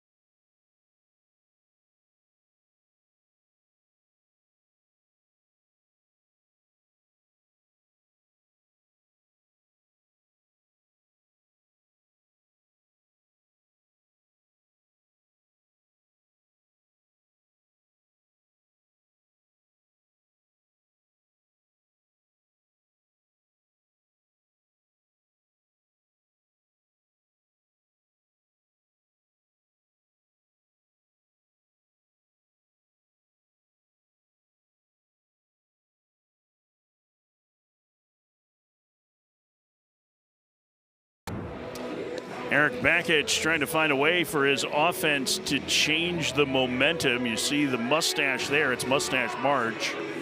Clemson always takes it part of that ALS part because of his mentor, Keith LeClaire. But here's how he looked to change the mojo. On the left is Tuesday against Coastal Carolina. You saw the full-blown foo. Today, just the little nose caterpillar. So Bakich trying to change things up for his offense. You don't change your stance, just change your facial hair. Yeah, pants up, everybody. Something's got to change. Jay Dillard will get things started against Sebastian Santos Olsen. So far, the freshman has been terrific for Miami. Just 2 hits allowed, a couple of walks, one of those to Dillard. Bouncer to third, backhanded by Cuvée, who will fire across and a good stretch. Oh, safe at first. Well, so a good stretch up the line. We'll see. This is going to get reviewed. And to get a look at the replay in real time, I was surprised. Linus will wait. Miami is challenging the call of safe at first base. Previous play under review. Yeah, it's a great play by Cuvée at third base, going up that third base line. Strong throw over to first. West did a good job, too, of just staying on that base. Now, the question is Dillard just too fast and was able to get there? It was hard to see live. It looked bang-bang live. The question is, if he beat the throw, I mean, is that the break that Clemson suddenly needs? There is action in the Miami pen. Oh, he is out. I think that's going to get overturned. Yep. Again. And that's really a hard, play, too, for the umpire at first base, because the angle that you're looking at is a different angle. You're looking at a guy kind of going away from the base. You have that runner running through the base. But, yeah, we can see that that foot is not making contact when that ball has hit some piece of that first base glove. It's not the interior. It's got to at least make some contact. Call on the field is an infield single. This is a quick review as well. Here comes Linus Baker. Crew chief and home plate umpire. After video review, play at first base, open turn. The runner is out. Miami retains both of their challenges. So ground out to start the 5th. The Clemson faithful didn't like it, but it was the right call. I love when the fans, they're very animated here in Clemson. Because there's a reason. They love their team. There's not much you can say about that video review. It was pretty obvious. Tyler Lichtenberger struck out swinging in the second. The screen, it's 1-0 to the left-handed hitting shortstop.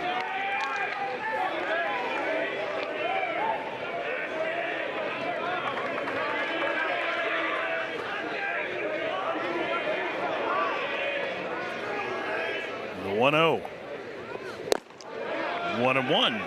Swing over the top of that heater. It's fastball velocity starting to go backwards a little bit for the freshman here, 89, 90. He's basically been in that 90-92 range there, 89. He's had 72 pitches. I guarantee you that J.D. Arteaga would love for him to get by this inning. That one threw and into right center field, a base hit for the number 8 hitter. That'll bring up Bryce Clavin, who singled and was caught stealing back in the 3rd. And for Clemson, this is what they need. They need that bottom of the lineup to start doing a little bit of damage, getting themselves on base for the top of the lineup. Clavin to that single. He's not played a lot this year. The transfer from Georgia, terrific high school football player. First pitch is a strike. It's 0-1. He's going through his high school stats for his career.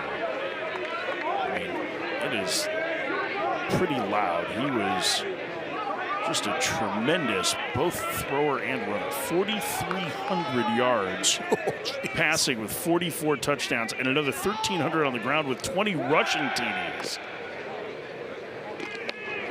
And he was a guy who, as a recruit, was recruited heavily by Clemson and chose Georgia, I think, in part because he thought about continuing his football career, but he's focused on baseball now and entered the portal at the end of last year and is now wearing purple and orange. Going down the right field line. It's going to be a long run, and Williams won't get there. One hops against the fence. Lichtenberger gets the stop sign at 3rd from Coach Schnabel, and 2nd and 3rd, one out. Clavin's 2 for 2 as he's getting the opportunity tonight. And for right now, really, Clemson, they need that spark plug. And Cleveland looks to be that spark plug for them. It's exactly what we've been talking about, the bottom of the lineup needing to do something. This is a fastball out over the plate. Cleveland just goes with it, shows that opposite field power, one bounce off the wall, easily making it into second. Second double this season for Cleveland, and that's going to be it for Sebastian Santos Olsen. Lyndon Gladwell coming in. Clemson's bringing the time runner to the plate in the fifth, down 3-0.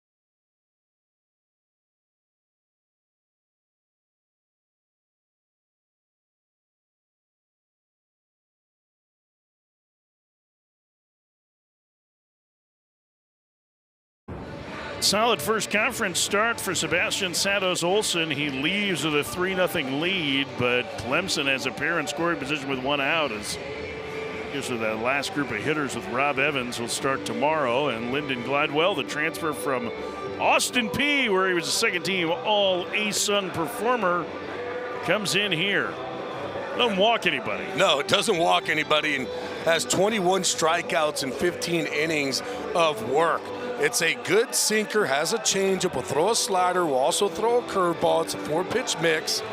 That fastball is going to have some sink to it. It's got a little bit of movement. He also will throw a four-seam fastball that he'll try to kind of pop in the top of the zone. But it's going to mostly be that sinker changeup combo mix to try to mimic each other going down and into righties. It's a second and third, one-out situation. You saw Cleveland there, who doubled and chased Santos Olsen from the game. Now it's Jack Crichton, the leadoff man.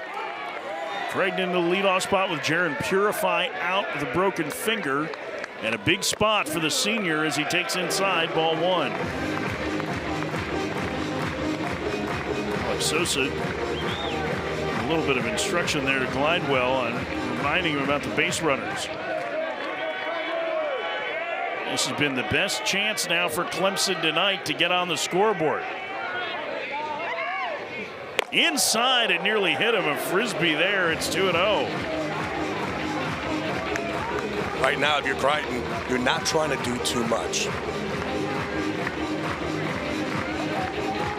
The infield right now is giving you a whole bunch right back up the middle. There's a big area to work with.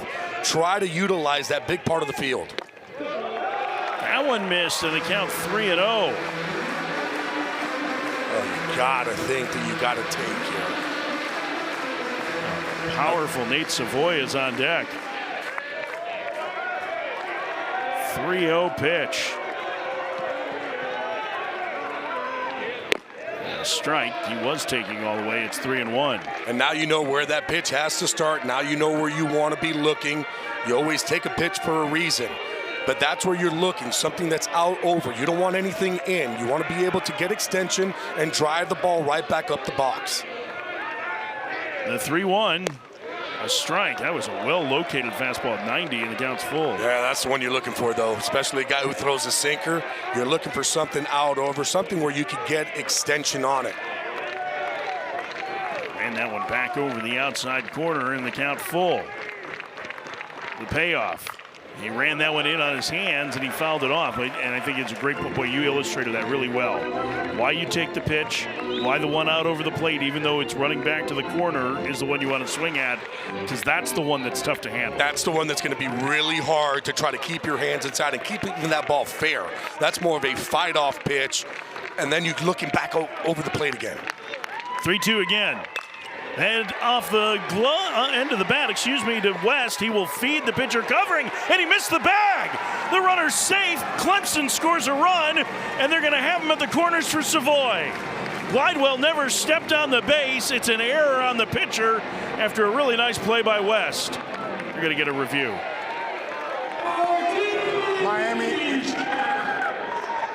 Miami is challenging the call of safe at first base. Previous play at first base is under review. And as Baker with the "I'm not mad, I'm just disappointed" look. He's trying to talk here. That looked like in real time like he missed the base. It did, and the reason why it looked like he missed the base is because Glidewell actually went back to try to touch it again. And because of that, umpire sees it, said, "You must have missed it on the first one. I have him beating you on that second tap."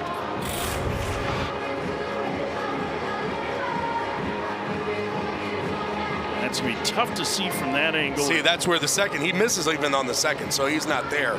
That's a tough angle to see whether or not he hit it on that first one. That one you really can't tell either because of that other foot that's blocking it. It's close. I don't think there's enough to overturn it. It's right there. Does that foot hit? You're right. The problem that you have is that it's got to be 100%. And I don't think you have that on that play. Clemson has been looking for a break, and they may have just gotten it. As it is, a run scored. They have runners at the corners now with one out, and the heart of their order coming up. And one of their biggest power bats at Nate Savoy. Another quick review.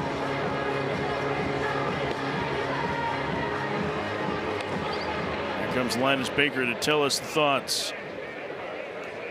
After video review, the play at first base stands. Miami is charged to challenge. So Miami 1 for 2 in this inning on challenges. They lose one. Clemson gets a run. I think they've elected a new pope in right field.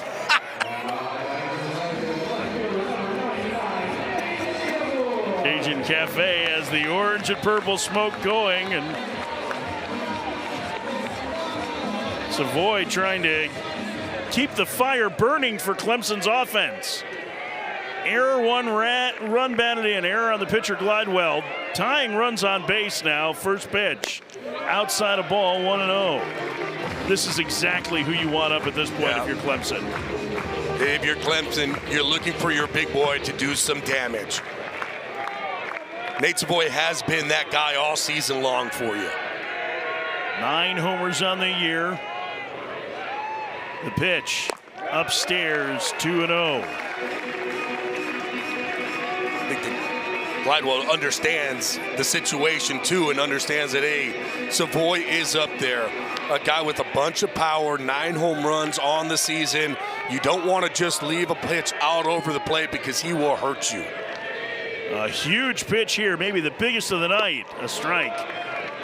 Lands the breaking ball. It's 2-1. He does not seem like he wants to throw Savoy a fastball if he can avoid it. No, here's the thing, though, too. Glidewell is a ground ball pitcher. So you are looking to see if you can induce that ground ball to see if you can get out of this inning with a double play. It's just going to be hard because if you make a mistake, it's going to go a long way. First and Crichton back. Crichton has not attempted a stolen base. Miami has led since the first inning.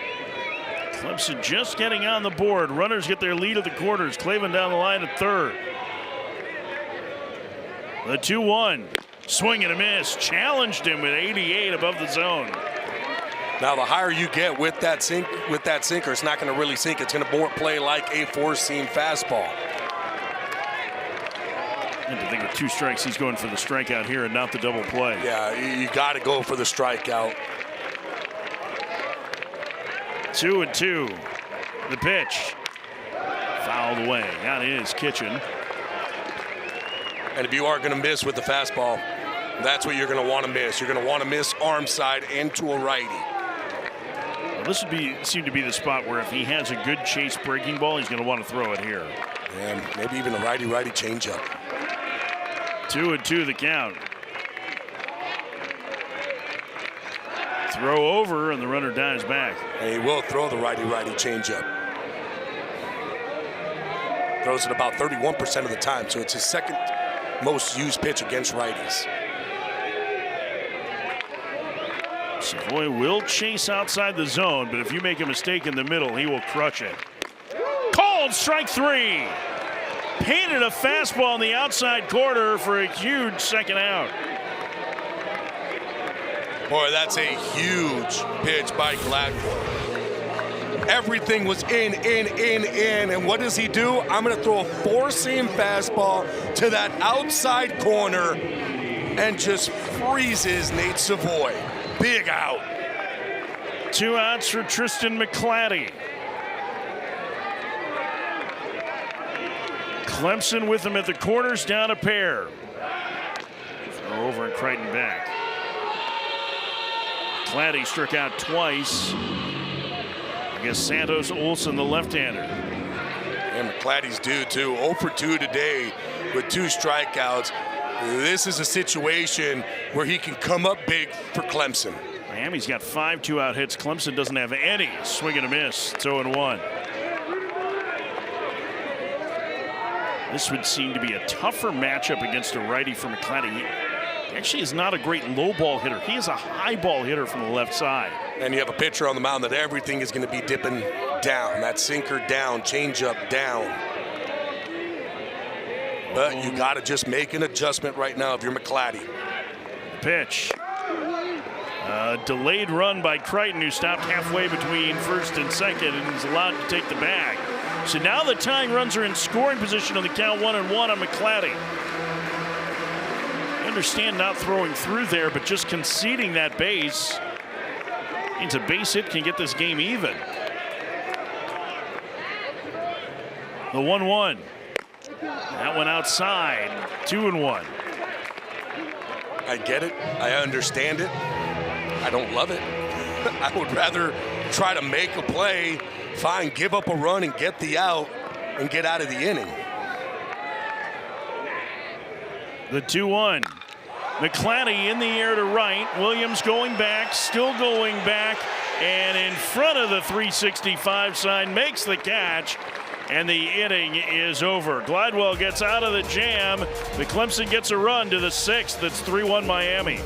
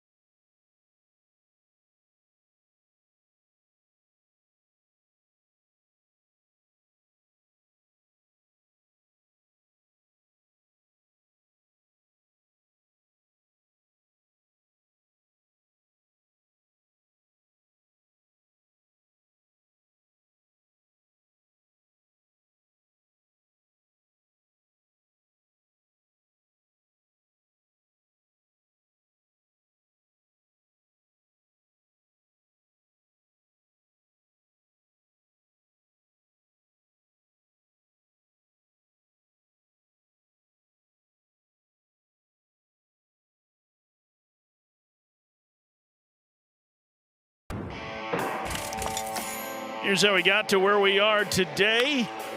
Ryland West has been the story. An RBI base hit with 2 outs of the first, got Miami on the board. And then the big man delivered again in the third. He did. It was a changeup that he stayed on. Hits it right down that third base line, but they did not stop there. Cheyenne, he's able to come up big and clutch and hit a ball to the right side to score another. Clemson just got a run thanks to this miscue from Lyden Glidewell, who could not get to the bag in time, missed the base, and allowed a run to score. And Miami has a 3-1 lead over Clemson, although Glidewell able to get out of it without any further damage. As the race is on, these two speeding around. You wouldn't think the tractor would be faster, but you'd be surprised. Kid in the back is trying to lean forward to push. When you get out and start running.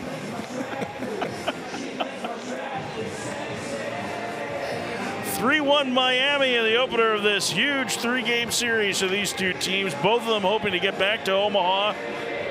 It's been 16 years for Clemson. Dylan Dubovic is 0 for 2 tonight with a couple of strikeouts. First pitch, cut on a miss. Tardy on the fastball, it's 0-1. He got out of the jam. Dubovic got off to a fast start this year. 0-2. He was a perfect game All-American in 2024. Originally a two-way player. He had a monster series against Lafayette this year. He was 9 for 11 in it. Did you ever go 9 for 11? In Little League, I did. Quite a bit. More than once. I need to see the scoreboard. They didn't have computers then. Swing and a miss. Dubovic down on strikes, and the leadoff man gone to the Miami 6th. Back-to-back punch-outs for Vesey to start his outing. The Blue Devils highlight next Saturday's lacrosse matchups right here on ACC Network and the ESPN app. Next Saturday, number 6 ranked men host Virginia and Durham at noon. And then at 4 p.m. Eastern, the number 17 women host number 5 Syracuse. Good ones on tap. Fabio Peralta takes a strike. It's 0-1. Peralta playing center field tonight. Michael Torres is going to miss the next 4 to 6 weeks with a knee injury for Miami. He was injured in a collision shagging balls in batting practice. Yeah, collided with the pitcher. It's one of the things that coaches hate the most. Pitchers are out there, they're just helping shag. Guys are running out there, they're trying to kind of play the ball off the bat, and every once in a while you collide. It's not something you want to see. Torres, a terrific defender. Peralta, also an excellent defensive player, but this has led to them having to move some guys around in the lineup. Count 1-2.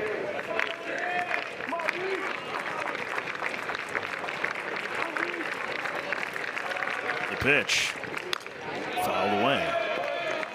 So Peralta gets the start in center instead, with Dubovic who's been DHing fair about going to left field.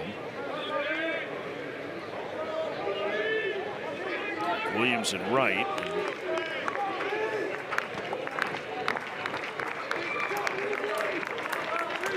You're going to be without that key defensive player in the last part of conference play. Strike 3 call. 3 straight strikeouts. Easy. 2 outs. Tell you what, Veazey has some good jump on that fastball. 95, 96 miles an hour, and it's the way that it's coming out. That ball out of hand looks like it's going to be way down, and it just hugs the knee all the way through the zone. 2 outs for Jake Ogden. Takes a ball outside, 1-0. 97 on that one. Woo. Someone's feeling good on the mound today. Ogden 0 for 3. You see the numbers. He has not swung the bat well this year. He was the key emotional leader. So many big hits for Miami a year ago. He rolls that one towards the middle. Lichtenberger has it and throws him out. And a 1-2-3-6 for Veazey. Through 5.5, Miami leads Clemson 3-1.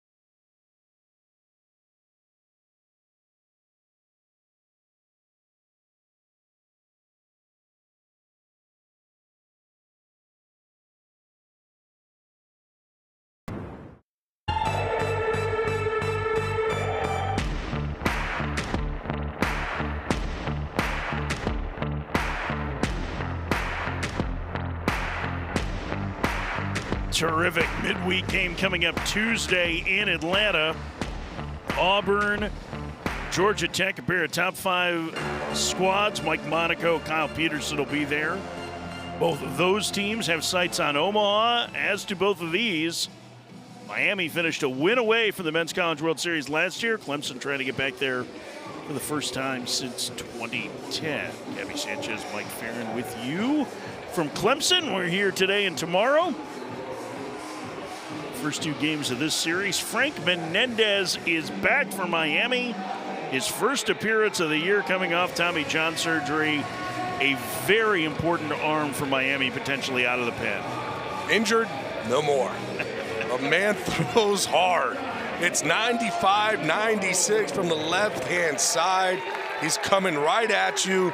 Miami is very happy to have him back. First pitch at 96 misses to Jacob Gerald. It's 1-0. Gerald, Gaffney, Daly do against the lefty Menendez. J.D. Arteaga had said, I really don't want to have to put Menendez into a big spot late in the game. Until you have to. Until you have to. And the way he said it to us on Monday when we talked to him. He said it to us again before the game. But he had that, you know what's going to happen, right? Yep. Here's the 2-0. Paints at 96. 2-1. Just a big lefty with a lot coming at you. It looks like that arm is fully healed. It's 95-96. Boy, he powdered it by him, too. Hey, there's a lot coming at you. When you look at his windup, you've got legs coming up, you've got arms going everywhere, and then it's a firm, hard fastball.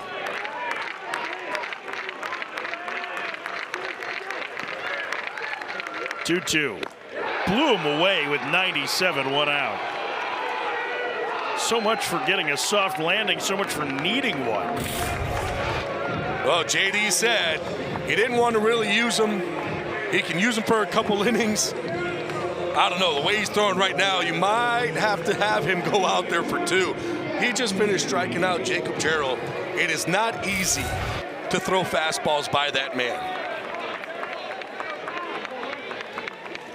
Florida transfers first pitch to Gaffney, a breaking ball that missed in. It's 1-0. Not by much. Gaffney 0 for 2 tonight.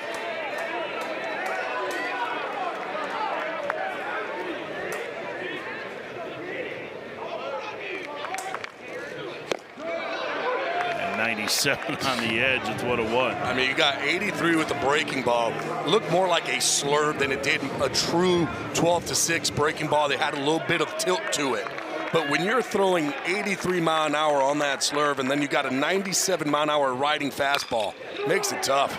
West off the glove, and it'll be an error on the first baseman as Gaffney reaches. West frustrated with himself there as that one clicked off the heel of the glove, and it'll bring the tying run to the plate. Yeah, tough play. Having to range out as much as he did. I believe the ball just hit him right.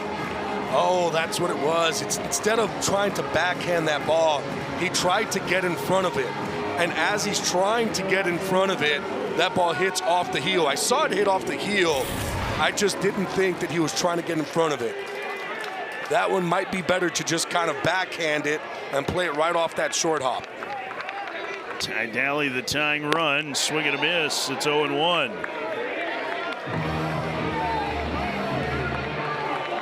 Daly, a home run Tuesday night, just his second of the year.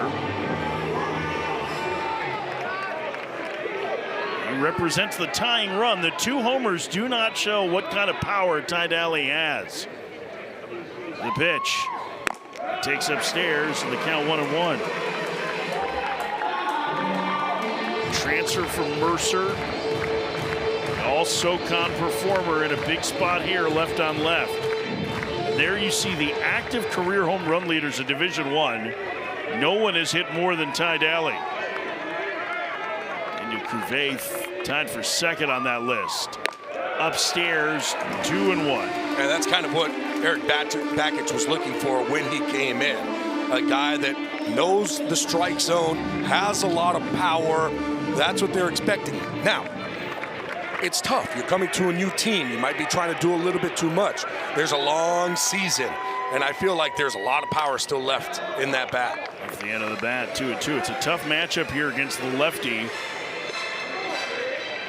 And you have to think that now that Menendez is the count even, that he's probably going to the breaking ball in this spot. That slurve that he can throw where it starts kind of right down the middle and it breaks off the plate away is going to be a tough take. Most of the chase for Daly isn't away. It's above the zone. With a fastball running in, the pitch. He gets jammed and floats one out into left field. It's going to get down for a base hit. Stopping at second is Gaffney, and Clemson with another rally going with one out. First and second here in the sixth, trailing by a pair. We talked about it early. The bottom of the lineup is going to have to come up with a big hit. And here they are, all of a sudden getting things going. Taking advantage of a miscue ball. This one just off the hands, but staying on it. Letting that ball travel. Just using your hands, not trying to do too much. You've seen Miami do that today. That's exactly what Daly did there. Not striking out, put the ball in play, good things are going to happen. Jay Dillard hits. As he takes a strike, it's 0-1. Dillard, who did not play much the last 2 years after redshirting in 2023. Now an opportunity to get Clemson back in this game. They trail 3-1, the pitch. Outside, it's 1-1.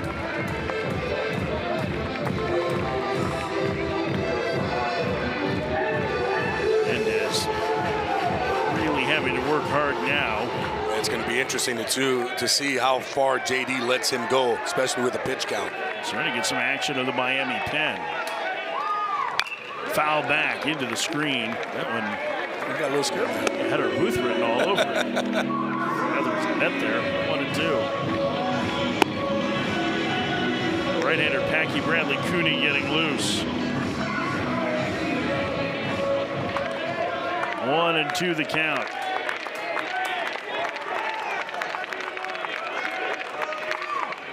Swinging a ground ball through the left side. It's a base hit. Gaffney around third. He's coming home. The throw cut off. It's a one-out RBI single for Dillard, and Clemson's cut the deficit to 3-2. The error comes around to burn Miami there as West not able to glove the routine grounder for Gaffney, and Gaffney comes in to score 2 batters later. And Clemson coming up and taking advantage of the miscue by the Hurricanes with that error at first base, and Gaffney comes in to score. But again, bottom of the lineup coming up with a big hit there.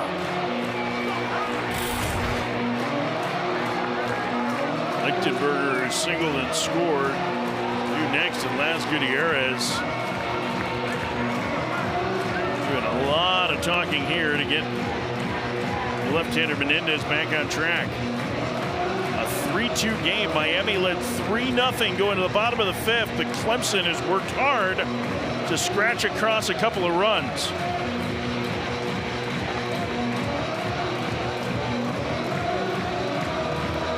Lichtenberger, who does not have a lot of power against lefties, also does not chase against them very much. Double-barreled action now in the bullpen for Miami.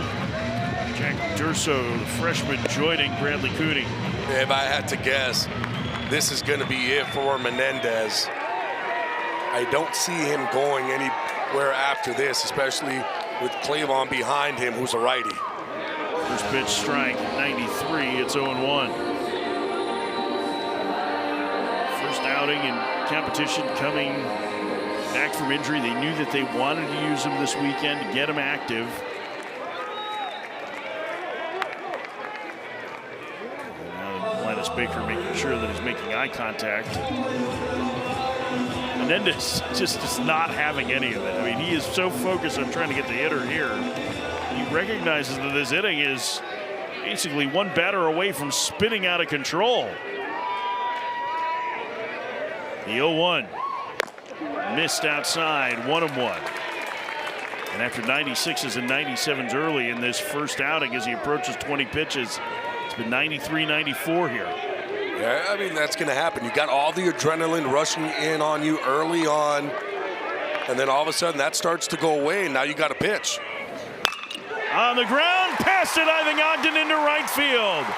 Here comes the throw home. It is not in time. What a slide by Daly. This game is tied.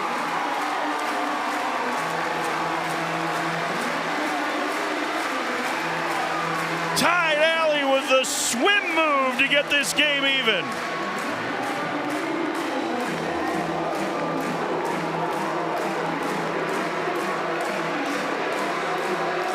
And for the first time tonight, something to dance about for this Clemson crowd. And how about lefty Lichtenberger coming up clutch. Hits this ball with an exit velo of 99, pulls it down that 3-4, but how about the slide by Daly? Looks like he's going to be out, contorts his body, and is able to get in there safely. That is it for Menendez. Ty Lichtenberger has tied the game. A one-out RBI single, and Clemson still has him at the corners here in the 6th, looking to get the lead. We'll tell you about the new pitcher for Miami in a moment. It's 3-3 at the bottom of the 6th.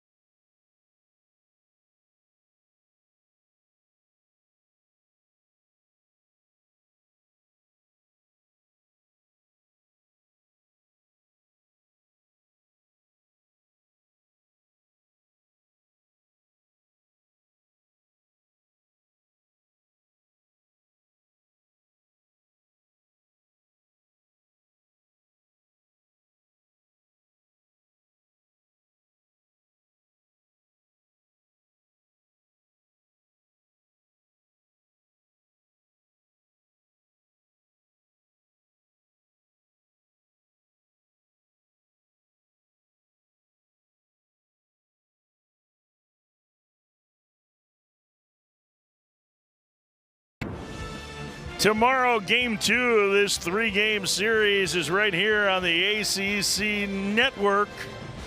Saturday's finale at 3 Eastern start at an ACC Network Extra. Swim moves and excitement continue in this critical series. Like everything else, all the games are also available on the ESPN app. What a slide by Ty Daly. That was incredible. That was pretty. That was a really good throw from Derek Williams. Right on the money. Packy Bradley Cooney is on the transfer from Alabama, facing Bryce Clavin, who's 2 for 2 tonight, getting to start in the 9-hole. Tying run at third with 1 out. Excuse me, go ahead run at third. It's 3-3. Clavin takes his strike on the inside corner. It's 0-1. And Patrick Bradley Cooney, that's what he likes to throw a lot of. It's going to be a slider fastball mix. That fastball about 91 and 93. But he loves to utilize that slider. Actually throws it a lot more than he throws the fastball. Tiller down the line at third. Lichtenberger at first. That was a rifled foul.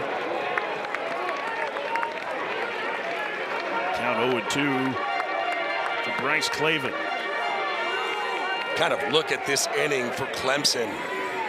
It's kind of how they've been getting beat, right? You make a mistake and all of a sudden the other team will capitalize. Miami in this instance, they're the ones that made the mistake. Now Clemson was finally able to capitalize.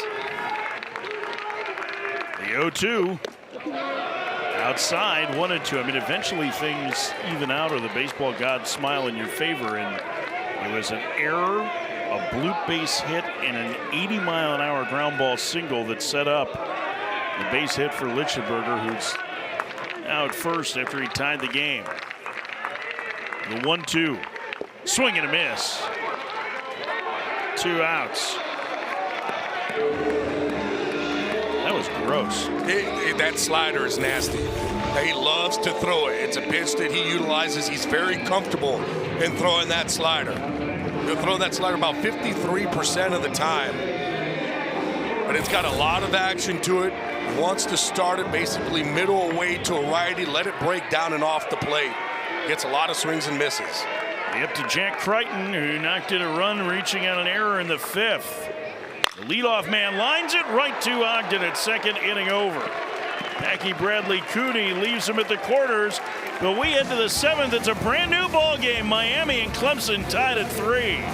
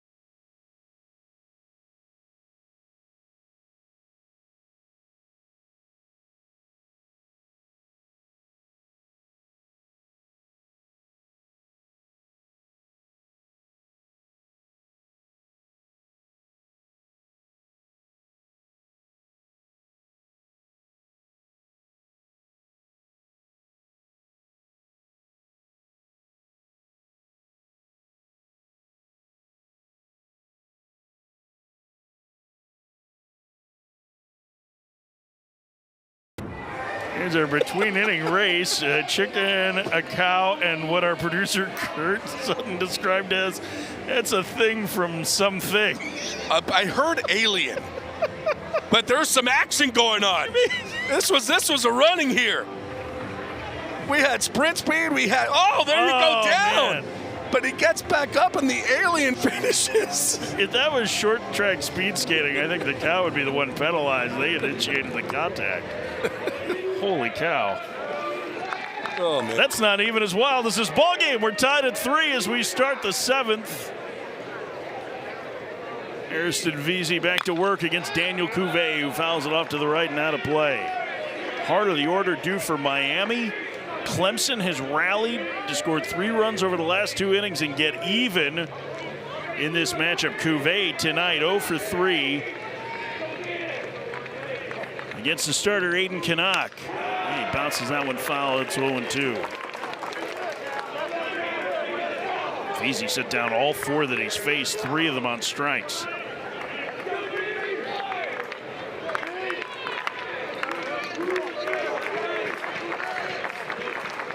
The pitch, foul back.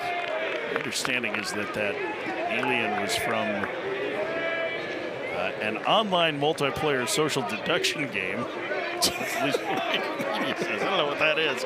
I also don't know why there was a cow and a chicken involved. That's what they had to cost them. It's the only thing they had. 0-2. One hop and off the glove of the shortstop into shallow left. First hit of the night for Cuvée, and the leadoff man's aboard to start the Miami 7th. This is a slider, and Cuvée just stays on it. That's a line drive, one hopper. How about that exit below 109 miles an hour? That's not going to be an easy play if you're a shortstop with that ball coming at you. Gibby, would you believe that's just the second time that Miami's had the leadoff man aboard tonight? The last time Copeland walked against Aiden Canuck in the 2nd. That's been it. Cuvée at first for Alex Sosa. 3-3 game. Bouncer foul. It's been a good night for Sosa at the plate. A walk, a double, a pair of runs scored.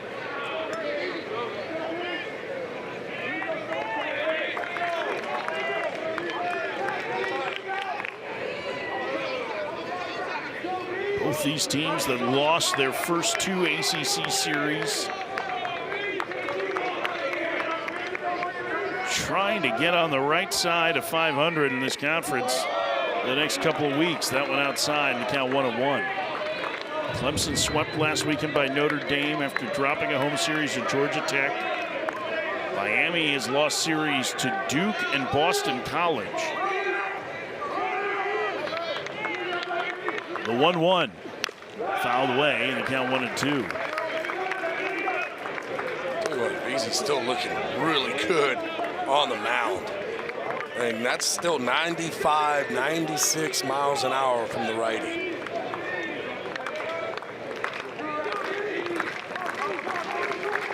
Cuvée without a big lead at first. The 1-2. Breaking ball missed high. Wants a new ball. Veazey, most innings that he has thrown so far this year, he did 2 innings twice. He did 1 against the Citadel. He went 2 innings, only allowed 3 hits. Then went 2 innings against Notre Dame and didn't allow a hit at all. Just 1 hit tonight. The pitch bounced foul, first base side. Sosa putting together a good at bat here.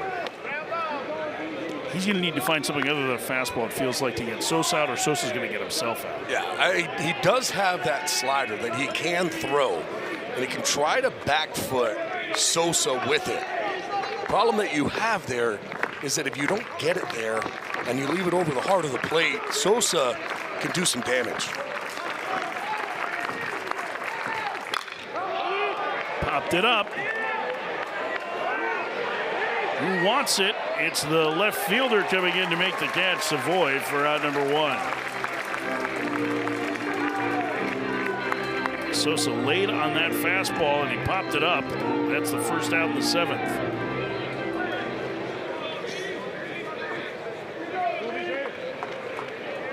I'll bring up Derek Williams. Williams 1 for 2. He's also drawn a walk today. And Veazey being warned to make sure that he makes eye contact with Williams. Linus Baker's all over it today.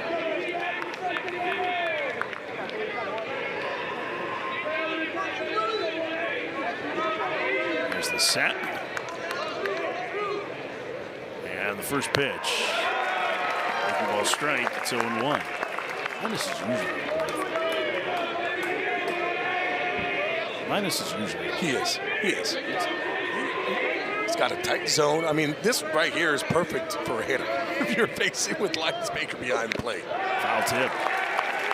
He's going to be on the plate. He might every once in a while maybe give half an inch off, which you're okay with, you can live with. He does a heck of a job behind the plate. 0-2 the count. Veazey's pitch. Foul back. Williams able to get a piece of that fastball to stay alive.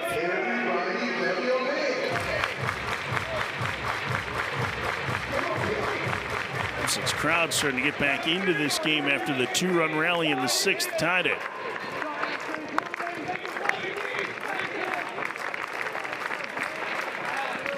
Toss to first, and Cuvée flops back. Cuvée does have 3 stolen bases on the year in 4 attempts. He's not taking a lead that makes me think he's looking to run. It doesn't. It doesn't look like he's trying to swipe second. Not going. Breaking ball on the ground to third, off the glove of McClatty and into left field. They will stop at second. McClatty unable to knock that one down, and now Miami has a threat brewing with 1 out in the 7th inning. This ball well struck, too, by Derek Williams. just a really tough hop. Can't really get there. He tries to forward hand it. Ball just hits off the side of his glove. That's going to be an E5 for McClatty. One of the things that Clemson has talked about in this stretch where they've dropped 7 of 10 has been the defense. They were so airtight a year ago, and it just has been the last 2 weeks, it feels like, that things have not gone well. We were talking to Eric Bakich about it before the game, as you see the lefty Brandon Bennett getting loose in the bullpen, the freshman.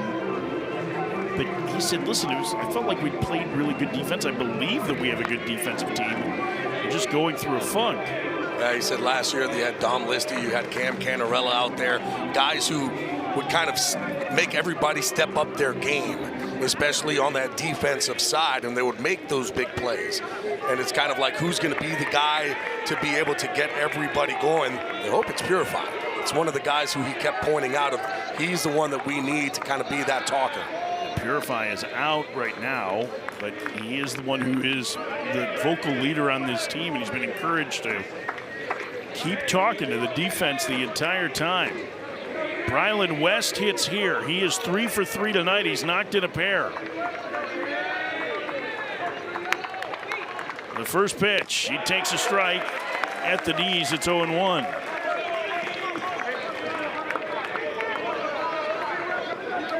West doubled inside the bag in the third, bookended by singles in the first and the fifth.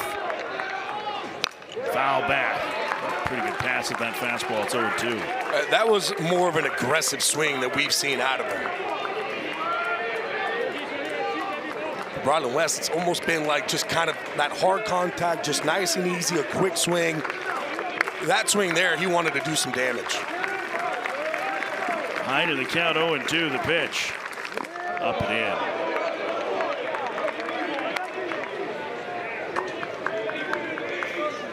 I have to think that at this point, Vesey's still going with the fastball against West. I mean, he's got such a good contact hitter. It's a good fastball, too.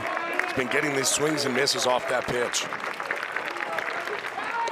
Missed outside as he tugged on that one, 2-2.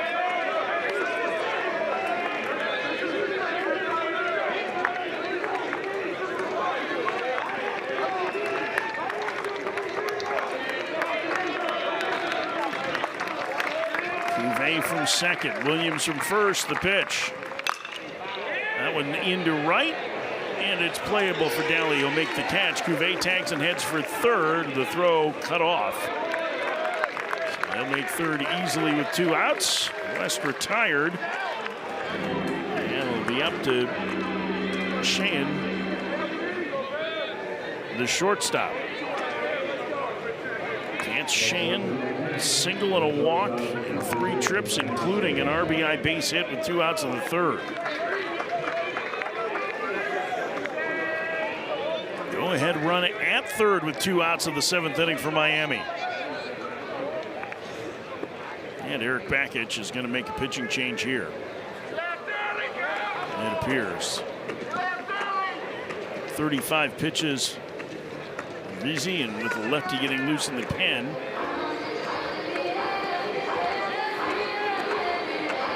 So you take the ball from him, or you want to check his temperature here? I like this, though.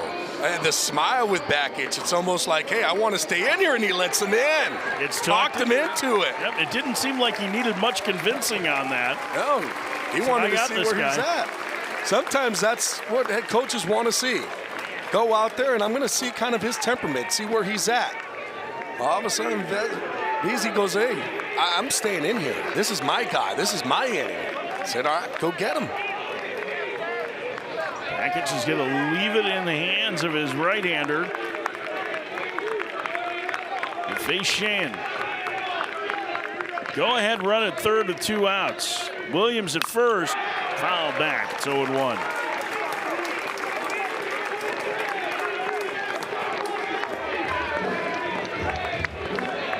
Sheehan, the key transfer from USC Upstate with Cuvée standing at third. There's Williams at first. The shortstop waits. Takes outside. The count 1-1.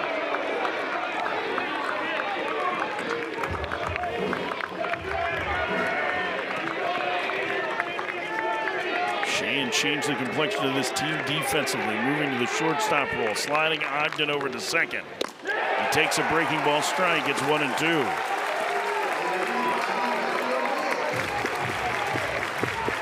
And now VZ 1 pitch away from getting out of this jam and keeping it a 3-3 game. Hackett's trying to find the right karma spot.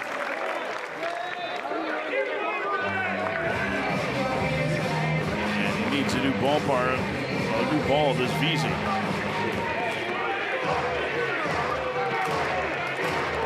Does he look like he didn't like the baseball, but he was ready to go there? It's a strange sequence. Yeah, I don't know if maybe he licked and went right to the ball, and Linus Baker saw that and was like, you can't do that, you gotta wipe. Go to his mouth between every pitch. Runner goes, pitch outside. And Williams. It's that play we've seen a whole bunch of. Moonwalks into second. Still haven't seen it work in 45 years. 2-2 the count. 2 in scoring position now. A huge pitch from VZ. Called strike 3.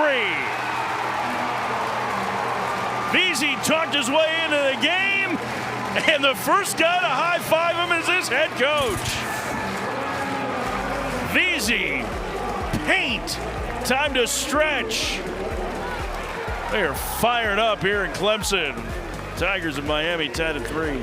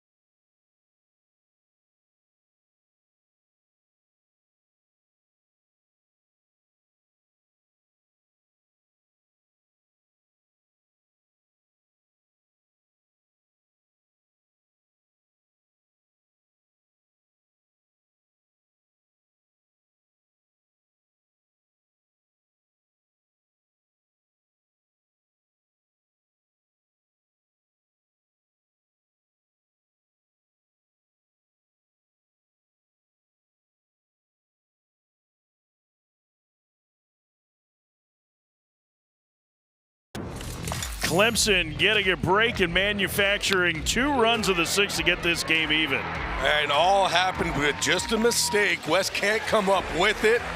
Then you get a bloop to left field, and all of a sudden Clemson starts coming at you. They take advantage. Able to score 1, bring it within 1, and then how about this slide? This is your favorite slide. That was so good. Ty Daly to the back quarter of the plate to tie the game. And a strong throw from Derek Williams. Thank you, Bradley Cooney, back to work for Miami in this 3-3 game in the 7th. We're glad to have you with us tonight from Doug Kingsmore Stadium. Gabby Sanchez, Mike Farron, a first of 3 tonight in the ACC. We're excited to be here today and tomorrow. It is a busy sports weekend in Clemson. Lacrosse going on and the spring football game on Saturday as well. There's a lot of activity here, and it starts with this huge series. And it's big, probably not for the reasons we thought when this came out on the schedule, Gabby. Both these teams really need wins in conference play. And that sounds weird in week 3, but they have Omaha hopes. Eric Backage's team has opened 1-5. Miami, J.D. Arteaga's squad, 2-4 in league play. You want to jump out quickly in league play, definitely. Inside, it's 3-0 to Nate Savoy. And, you know, it's all about momentum, too, about understanding, hey, the guys are feeling it. And I feel like it's more on the Clemson side than it is on that Miami side, where Clemson's like, you know what, we've kind of gotten beat up here in the ACC play. There's a strike. It's 3-1. It had been very breezy for a long time tonight, but the wind has died down. And when the wind is still, this ballpark has a tendency to play a little smaller. 3-1 the count to Savoy. The pitch. He takes another breaking ball strike, and the count is full. It is a gorgeous night for baseball here at South Carolina. And Savoy, the powerful outfielder catcher, has a full count. Starting in left field today, the LMU transfer waits, and he fights it off. That would have been ball 4. It almost felt like Savoy swung at him because he wanted another opportunity. Either that or it was just one of those like, yeah, let me just make sure I foul this ball off and get another pitch. 9 home runs on the year.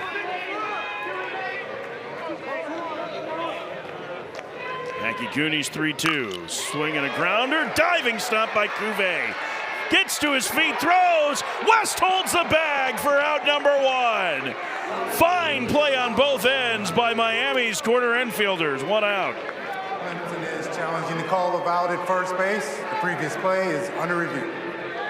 Dennis Baker will head back underneath. In real time, it felt like they got him. The question is whether or not West held the bag at first. I feel like maybe they thought they even beat that out. I think Nate Savoy is saying, I think I might have beaten it out. From our angle, it looked like he was out. Just a great play by Cuvée, showing off the arm. And then again, West, his counterpart over there at first base, being able to just make that play. And it looked like to me he definitely stayed on. Oh, boy, that's a play right there. Play. Wow. I mean, you understand the challenge. There's so much going on that play. And for Savoy, if he's able to get on, that's big there, having that first hitter get Clemson will be out of challenges. Yep. Rylan West is listed at 6'4", 269 pounds. He needed all of it. It was a nice play by the big man. I mean, nimble footwork to keep the bag. Dennis Baker's going to help himself to some new baseballs. He says, while I'm here. And we're just waiting for our home plate umpire and crew chief to announce it. After video review, the call at first base is confirmed. The runner is out. Clemson is out of challenges. So Clemson out of challenges now after a second. Confirmed replay goes against him, and watch this again. I mean, just an amazing play. Cuvée ranging out full extension on the dive, and then gets up and throws an absolute cannon over there to first base. West is able to stay on because he was fully extended as well on that play. Diving opportunities for the Miami infielders. Tristan McClatty. First pitch misses inside, 1-0. McClatty is 0 for 3 today. He's punched out twice and flied to right. Got off to a great start this year. Has slowed of late. He is a player that Clemson needs to get going after being a part-timer. He has been all but guaranteed to be in the lineup every day, and that has freed up his offense some as that one fouled back. It's 1-1.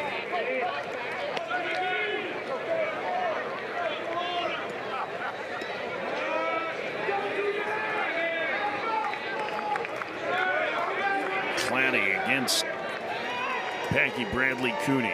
The 1-1. Takes low. It's 2-1. Seems like he's a little bit jumped up the plate. Yeah.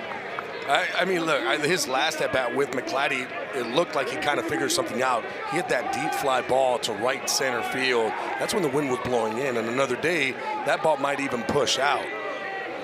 But here in this situation, looks a little bit jumpy.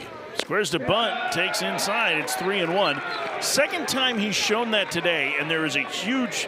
I mean, the shortstop Cuvée is playing, or third baseman Cuvée is playing it short. There's 3 infielders on the right. And not only that, too, you have a righty that when he throws the baseball, he's going to be falling off that first base side. So that gives him even more room to that left side.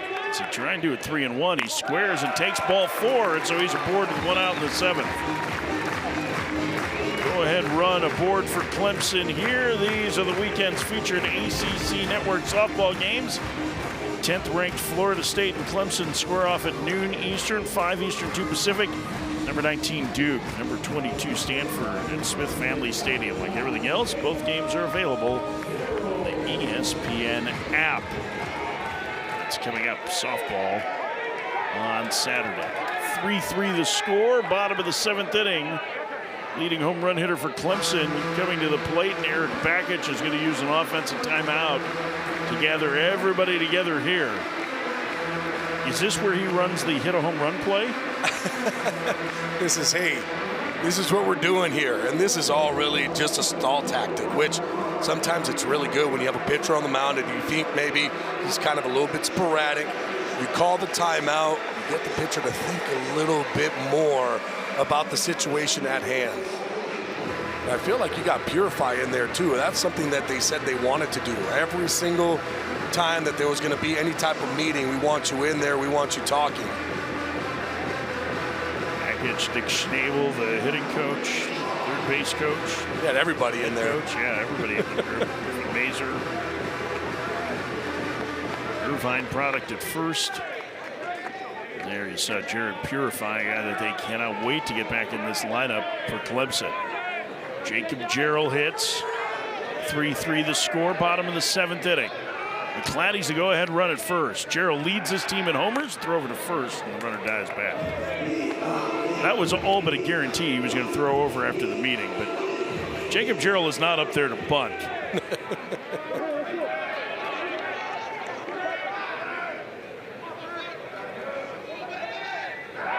Another throw over, and again diving back is McClatty. Yeah, McClatty is their best base stealer. He's 10 for 11 this season. He's a guy that could be put into motion to see if he can get himself into scoring position. He's got a healthier lead this time. Not going, pitch in the dirt. 1-0. Something off speed there. That's the other situation too. Bradley Cooney on the mound likes to throw that slider and throws that slider a whole entire bunch. It's a lot harder to kind of make that play on that slider, make that throw to second. Another throw over, and McClatty's out. And Clemson's out of challenges.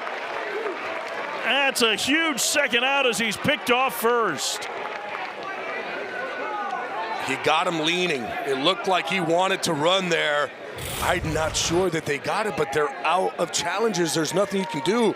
Dives back the right way, goes to the backside. Well, I think he was safe, Gabby. From the look where we had, it looked like he was safe. But I think that lean, all of a sudden the umpire sees that. He has a tendency to now get that call, but you had no more time. You had no more challenges. Clemson lost both their challenges on bang-bang plays at first base, including in this inning. Now the count 2-0 to Jarrell. It means Miami can reset the defense with 3 on the left side for the slugging DH. 3-3 the score, bottom 7. Pitch. Swings and pops it up. Foul ground. It's Cuvée who'll make the catch, and the inning is over. The pickoff helps to get Bradley Cooney out of the jam. We head to the 8th. Miami and Clemson tied at 3.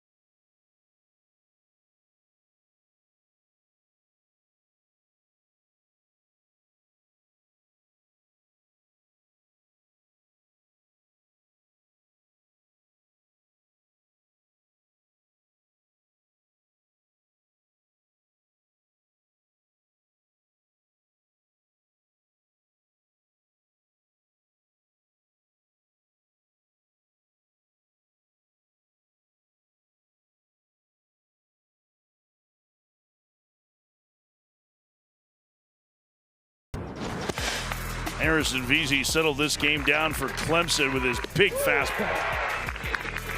And it was a good one, 95-96. Ball has a lot of carry to it. That was the last one that he got. After talking his way into the game, let's go. And then telling his head coach, Eric Bakich, I told you to keep me in there. After Bakich visited before that last hitter, Brendan Bennett, the freshman, now on to replace him. Michigan native. Very good numbers. Look at that. Only 2 strikeouts an inning. It's going to be interesting the next time that Vesey's in there and the same situation comes up. Now Bakich has to be like, you told me last time I got to leave you in. With Brendan Bennett on the mound, it's a fastball, slider, curveball, changeup mix. It's a good fastball too, 92 to 95 miles an hour.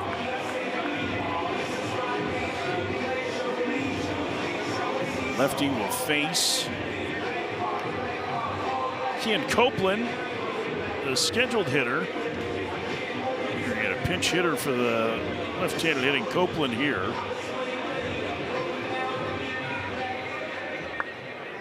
And this is the talented freshman Alonso Alvarez.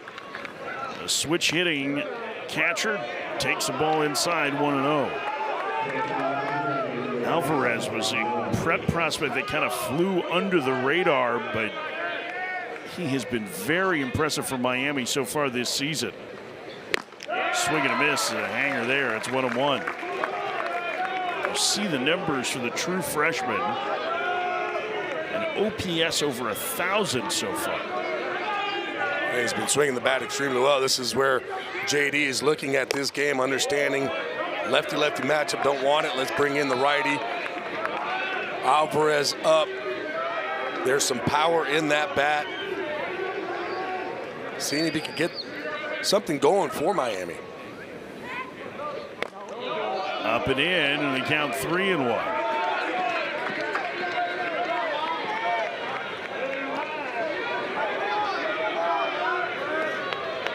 Alvarez waiting for the 3-1, the pitch. Ball 4, it's a leadoff walk to start the Miami 8th in this tie game.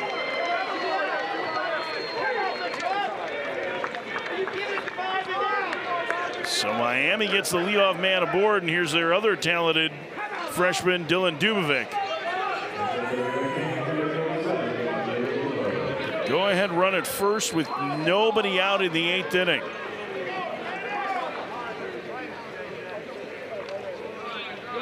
Yeah, with Dubovic up.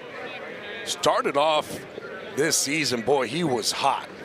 He was hitting everything, and they're talking to JD. It's one of those things with a freshman. They're going to kind of go through those ebbs and flows of the season. They're going to have their ups or downs, but this is a guy that can just hit. There's power there. It's good bat-to-ball skills. They're going to need him to come up big here.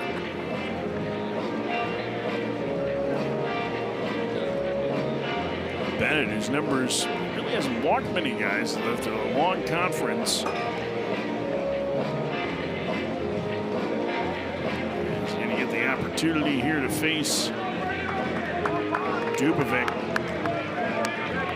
Maybe that would be a stall tactic with the right-handed hitter due up, but instead Bennett will face Dubovic. Yeah, Bennett, you talked about it coming into this ballgame. 1 of 4 walks. That was his 5th walk of the season. First pitch, Dubovic squares the bunt and takes inside 1-0. Now, I'm interested to know if that was one of those situations where we're going to just show bunt because we're taking, or if we're actually trying to bunt because you're trying to bring in that infield. He's got 5 home runs on the year. He's got power, and boy, showing that, now Eric Bakich is going to go out to the mound and I think make the pitching change here. Bennett has not thrown a strike. Dion Brown continuing to warm in the Clemson bullpen.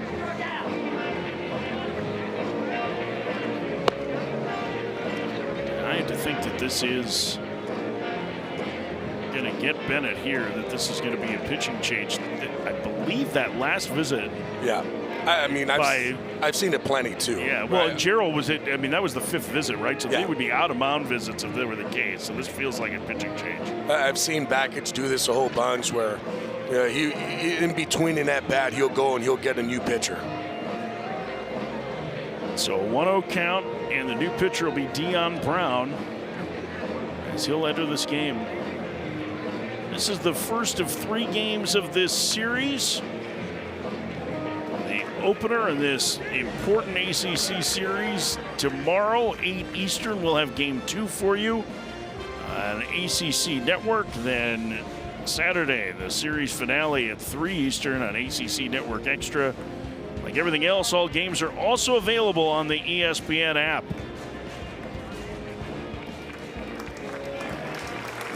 Bennett done. Dion Brown is going to come into here in this big spot. Gabby, we haven't had much of a chance to talk about the way the ACC is shaping up so far this season. I mean, these are 2 teams that we expected to be near the top. Yep. They are off to a slower start. I know you got a chance to see Georgia Tech a couple of weeks ago and walked out of it very impressed when they took a series here. Georgia Tech, they're the real deal. Of course, the question mark is always going to be with them. Do they have enough pitching to be able to get through? They did when they played against this Clemson ball club. And guess what? Their offense, well, yeah, it's what everybody is talking about. Last weekend, they went to Pitt. Pitt's been one of the good stories in the early part of ACC play. They've got one of the top offenses in the country, and that's with losing arguably their best young power hitter to Georgia Tech in the transfer portal. Mike Bell's done a great job to start the year. It is a deeper conference this season. NC State lost a series of Florida State. Those 2 teams are really good. I got a chance to see North Carolina, Louisville last weekend, the first game of that series. North Carolina's pitching is really good. I realize that might stun you, that North Carolina has good pitching. We were at Virginia Wake on Sunday, and Virginia looks good too. So does, I mean, the Wake pitching staff is, you do not want to see them clicking on all cylinders, especially towards the end of the season. And if they make any regional, watch out, because those arms are real. they lead the nation in strikeout percentage, and it feels like they haven't clicked yet. They haven't. Feel like they have a better defensive team on paper. They may not be as powerful on offense as some of the other ACC. I mean, heck, going into last weekend, 6 of the top 10 teams in the nation in runs per game were the ACC. So it doesn't take much to still be a good offense and not be at the top of the league offensively. But that pitching staff is good enough for Wake Forest that they are going to cause huge problems. And Virginia, what they can do with the bats, this is what makes ACC baseball so much fun. Because every single team can go out there and beat any team in the ACC. This is what year 3 of us doing this league together. Yep. This is the deepest. Oh, yeah. In 15 years of covering college baseball, this is one of the deepest ACCs that I ever remember. Dion Brown facing Dylan Dubovic, who bunts foul. And the count 1-1. Tie game, top of the 8th inning. Go ahead run at first for Miami. Dubovic 0 for 3 today. The freshman has punched out 3 times. And it's been the fastball to get him all 3 times. Bunts again, and that's a good one. Brown has it. He will run halfway to first, and now the go-ahead run in scoring position with 1 out. I'm surprised there that Bennett, because that ball was bunted pretty hard, that he at least didn't kind of make that play and look to second to get the force out. Because I felt like he had enough time to be able to throw that ball to second base and maybe even try to turn a double play. Instead, the go-ahead runs in scoring position for Fabio Peralta, who's 0 for 3 with 3 strikeouts tonight. Peralta had punched out just 8 times on the season in nearly 60 plate appearances. He struck out 3 times tonight and is ahead in the count 1-0. 3-3 top of the 8th. Miami led this game 3-0. Clemson rallied to tie it with 1 in the 5th, 2 in the 6th. Strike in the count 1-1. And here's the bunt I'm talking about with Dion Brown on the mound. He can move. look where he gets this and look where that runner is, but he never really looked. It was almost as I'm going to just get this and I'm going to get the out at first, where you might want to be able to come off, especially with that athleticism, to maybe even think if you can get that force play out. Outside, the count 2-1 to Peralta.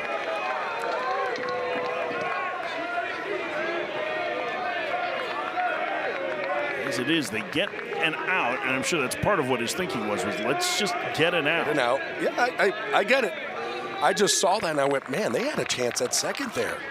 2-1, lands a breaking ball for a strike, 2-2. You mentioned Brown's athleticism. I think it comes from his dad. His dad, Sheldon, was an NFL defensive back for 11 years. Okay, well, that works. Hashtag bloodlines. The 2-2. Foul back. It's also coming out at 95 miles an hour. That fastball can get up to 96. Has a good curveball. He loves to utilize that curveball, especially against right-handed batters. Against lefties, he's going to go more four-seam fastball changeup.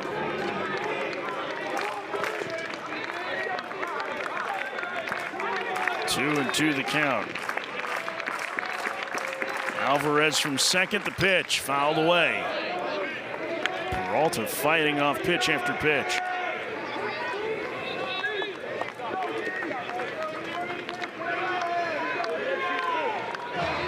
Miami trying to reclaim the lead here in the eighth.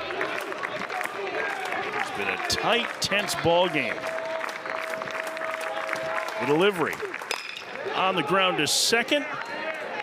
And Dillard will throw out Peralta for out number 2.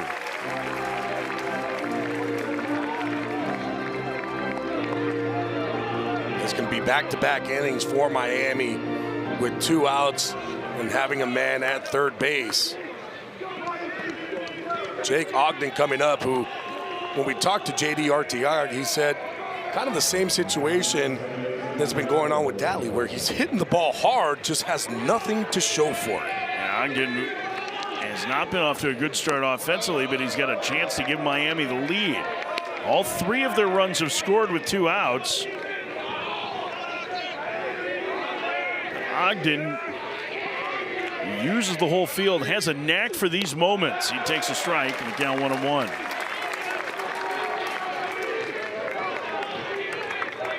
This seems to be the spot where he excelled last season. Big hits.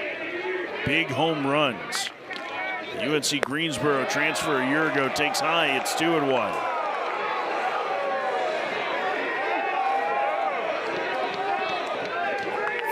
Three, top of the 8th. Alvarez coming down the line at third, the pitch. Ogden in the air to right towards the line. Racing over. Daly makes the catch, crossing into foul ground. And the inning is over. Miami leaves the go-ahead run at third again.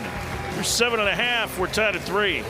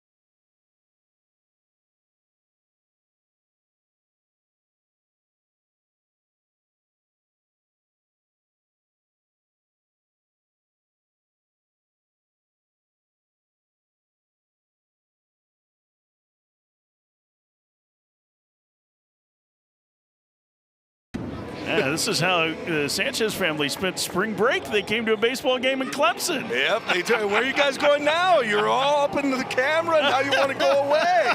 Oh, what There's a happened little here? false Where are you bravado going? going on from the kids. You guys are all here doing all your stuff, and then we put you on and you go run away. Debbie Sanchez's daughter's with us. That's what happened. Spring break. I said, hey, I'm going to be going to Clemson. They said, we want to go. Well, then let's go. Have they been out to the Cajun Cafe yet tonight? I don't know. Have you guys been out to the Cajun Cafe? No, they haven't. No, well, you should. I'm just saying. Ryan Bilka is on, trying to keep this a 3-3 game in the bottom of the 8th for Miami. Most trusted reliever for J.D. Arteaga comes on. He will face Luke Gaffney, Ty Daly, and Jay Dillard here in the 8th inning. And this is why J.D. Arteaga is bringing him in. And look, girls, there you are again. You're on. Oh, now you're getting all sassy. Okay, I see you. And this is what I have to deal with 24/7. I want you to know that this is what recording the Open is like with Gabby, too. He dances in front of the camera. He always needs it on him. And now I know where they get it from. Right, yeah. But there's a reason that you put Puka in this ball game, and he understands you got to keep it right where you're at. You need your big man to come in, because right now it seems like all the momentum is shifted to this Clemson ball club. Luke Gaffney will lead things off for Clemson against Bilka.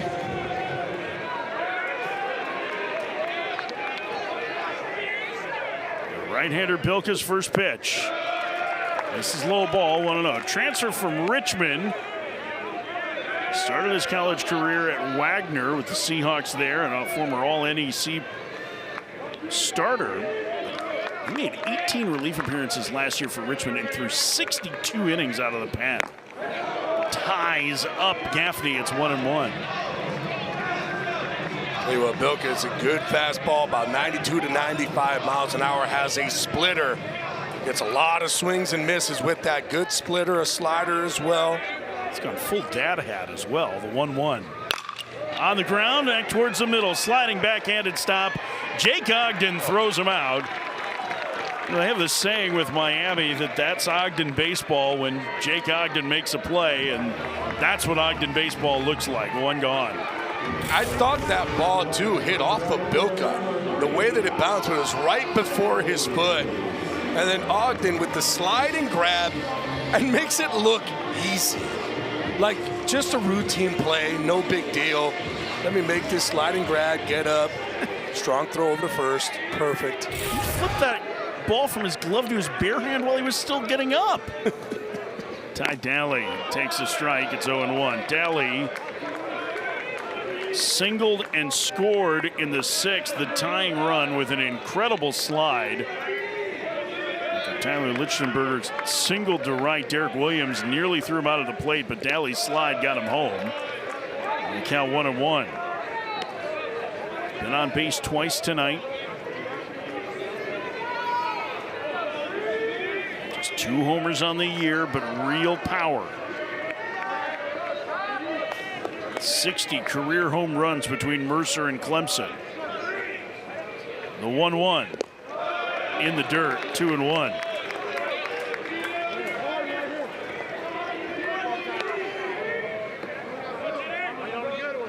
There you see the last 10 home runs for Clemson. Daly wanted to join the party. Got to go to a lot of guys and a lot of Jaron Savoy in that list. I guarantee you that Eric Backage says saying, can we have some other guys there too? Swing and a miss. Good off speed, 2-2. That was a changeup that he just, had him way out in front on. That almost moved like a splitter. It is. It's a good splitter too. And he can utilize that fastball up to then go to that split down in the zone. 2-2. On the ground, back through the middle, a base hit for Daly, his second of the night. On base for the 3rd time, and a hard hit ball that doesn't find a glove. Finally this season for Daly. And another ball over 100 miles an hour. This is 107 off the bat. Comes in at 94 miles an hour, stays on it, and drives it right back up the box. Go ahead, run aboard with 1 out in the 8th. Daly has just 1 stolen base this year. Jay Dillard hits. RBI base hit his last trip. Infield a double play depth. First pitch misses low. It's 1-0. 3-3 last of the 8th. The opener of this AC series between 2 teams who desperately need a series win.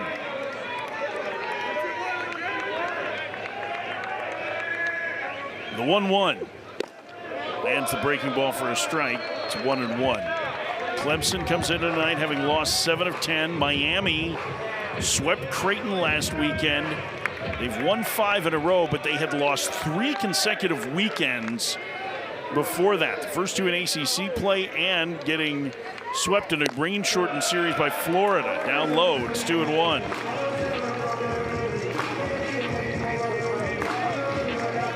These are critical moments for Miami and for Clemson here. And they're playing that way too.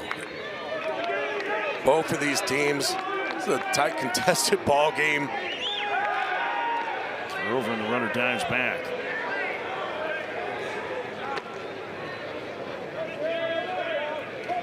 Even though it's early, and it still is early in ACC play, there's still a lot of games left to play.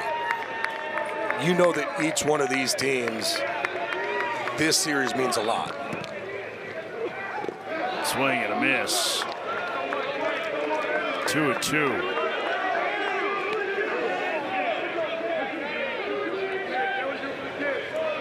That's a really good split finger, playing off of that good fastball.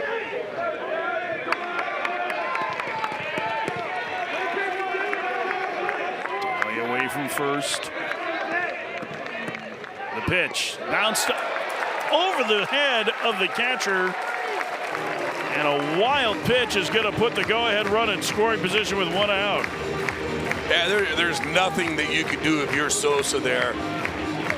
This is a split finger that just got spiked. And it bounced over Sosa's head. I mean, he had no chance. He had no chance. So now go-ahead run in scoring position with 1 out. And the count full to Dillard. The payoff. Liner, leaping, diving grab by Sheehan. The throwback to second, not in time. A fine play by Vance Sheehan to take away a base hit from Dillard for out number 2. Wow, what a play by Sheehan at shortstop. This is a full extension dive. This ball was well struck, 100 miles an hour off the bat.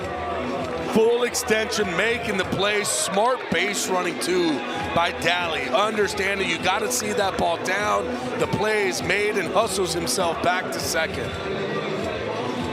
Sheehan had to go to the reverse pivot to try and get him. Wow. If he's able to turn the other way, he may have had a play. Daly was pretty far off the bat. Tyler Lichtenberger hits. He tied the game with a base hit back in the 6th. Go ahead run at second. He swings and misses a fastball 0-1. Bottom of the lineup has delivered tonight for Clemson.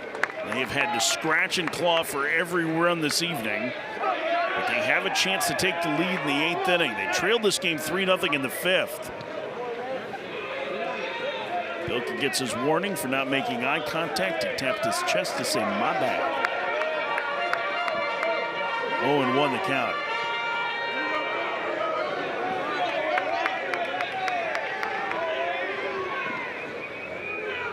The pitch. Bouncer to the right side from shallow right. Ogden gonna have to hurry, not in time. Boy, Ogden was so deep on that ball, Gabby, it was clear that he was going to have to really put something on that throw to get Lichtenberger, and he does not have the strongest arm. It's not only that either. That's what happens when you're playing so far. This is not a hard hit ball. It's more of a bouncer, and because of that, Lichtenberger is able to get himself further down that line, and that's the reason why it's going to be a hit.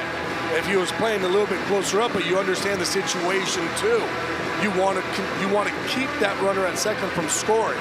So you play Ogden deeper. That's going to cut off anything. Worst case scenario for Miami is that ball happens. He ends up beating it out, and all of a sudden, you're looking at Clavon to come up and try to get another big hit because he's had 2 already today. Brixton Lofgren getting loose. That was the first hit that Clemson's recorded with 2 outs tonight.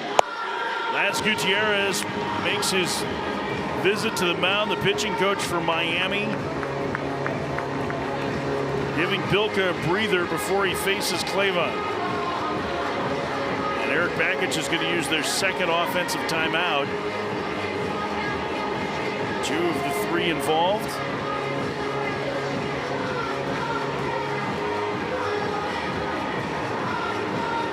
Clavon runs really well. Would they be trying to put a play on here, Gabby? This is one of those situations where Lichtenberger at first base, you got Daly at third. You gotta let your guy hit your Clavon. They might try to do something maybe if he gets to 2 strikes, where they try doing that steal and see and you draw the throw. You've seen it twice already tonight. It hasn't done anything. Nobody's really thrown any ball. I don't see JD telling Sosa in this situation at this point, hey, we're going to throw through. I think this whole entire situation is saying, hey, if he steals, you're going to let him steal, and we're going to just go after the hitter in Clavon.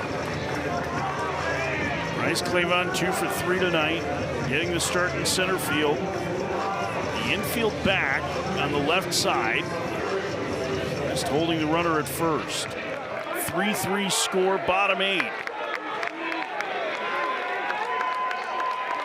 Bilka's first pitch. Clavon hits it in the air to right. Moving over is Williams, and he'll make the catch, and the inning is over. Clemson leaves the go-ahead run at third. We head to the 9th. Miami and Clemson tied at 3.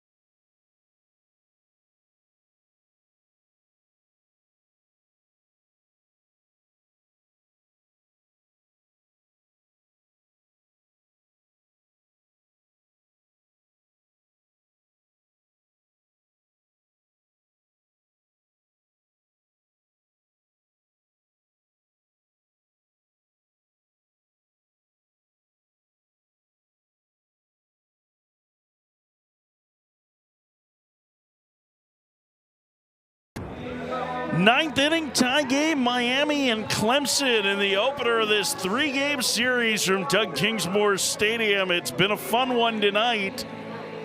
Lots of traffic for both teams, lots of opportunities to take control of the game, and now it's going to be up to the heart of both teams' orders in the 9th inning, and Daniel Cuvée will face Dion Brown. Cuvée, 1 for 4, takes a strike, it's 0-1. The All-American slugger for Miami batting here to start the 9th. And he swings and sends it up the alley in right center, and Clavon ran that down easily for out number 1. Clavon can move out there in center field, just gliding. I told you before the game, right? I was like, ooh, Clavon's playing, man. You're going to want to see this guy. And that smile on his face, too. He is a terrific, terrific athlete, and he's had a great night at the plate, too. Even that last ball that he hit, that was a line out to right field. Nothing more you can ask for. Good approach, just trying to keep the ball. Drive it that way. In the middle of the field, yep, with men on base. Here's Alex Sosa, who fouls the first one back. It's 0-1. And if you look at right now in their lineup, this is where they want to be. You had Coupe coming up, then you got Sosa, you got Williams, you got all your power guys coming up in this inning. 8 home runs on the year for Sosa. NC State transfer takes a strike. It's 0-2. He's a guy that's generally going to put the ball in play. 1 for 3, 2 runs scored tonight. The pitch. Called strike 3. Brown knew it as soon as it left his hands. 2 outs. I think Sosa was just looking for something else. And this is just a really good curveball. Catches him off by surprise. Able to drop it in. That backwards K tied off. 2 outs for Derek Williams. Williams on base 3 times tonight. Chops the first one foul. It's 0-1. Technically twice he reached on an error. That's true. These are the situations too where if you're JD Arteaga, you're telling Derek Williams, like, I want you to get on, that's great, but I want to see what you could do here. I want you to let loose. Foul back. He had the pitch to drive there and fouled it straight back. That's exactly what he was going up there to do. This is not just trying to put the ball in play and get yourself a hit. One of the power guys on the team, go up there and try to explode on that baseball. 3-3 top of the 9th, the 0-2. This is low, 1-2. Deion Brown trying to get this to the bottom of the 9th and give Clemson a chance to walk it off. The pitch. Foul back. Just did get a piece of that fastball. There's a couple things you can do if you're Brown here on that 1-2. That was a fastball that was elevated. You can keep trying to climb that ladder and go with the fastball even higher, or go with your bread and butter. It's going to be that curveball where you bury it down and try to get the swing and miss. 1-2. Inside, and it hit him, and the go-ahead run will be aboard with 2 outs. Yeah, he was going to try to climb the ladder, and that ball just got away from him.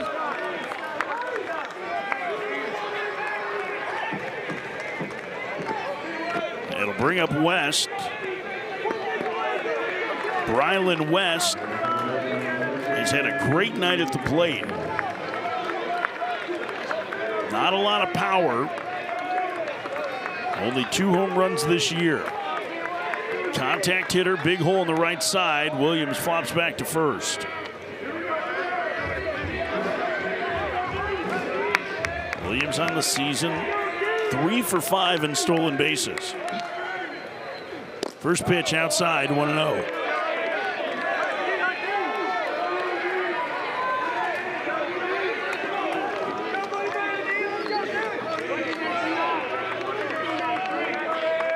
The pitch. Outside corner, a strike of the breaking ball. It's 1-1.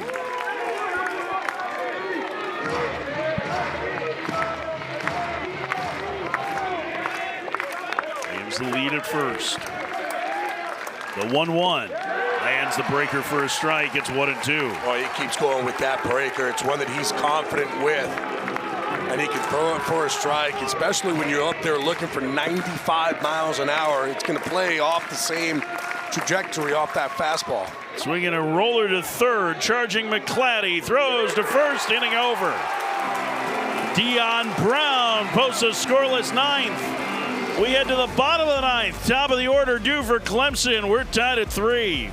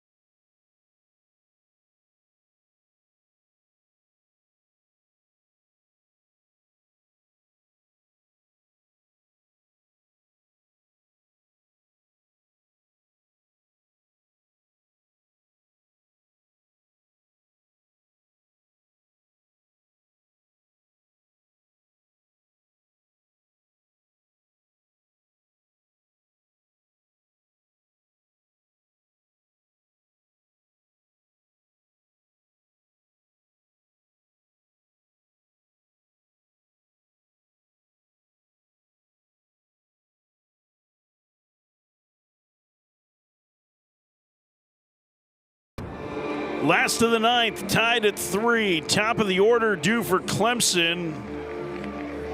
I think Tigers fans would say that they are due 0 for 11 tonight. Jack Crichton, Nate Savoy, Tristan McClatty, and if anybody gets on, their leading home run hitter, Jacob Jarrell, the scheduled batters. In the ninth inning, as Ryan Bilka begins his second inning of work. There's Crichton. Reached on an error in the fifth and knocked in a run.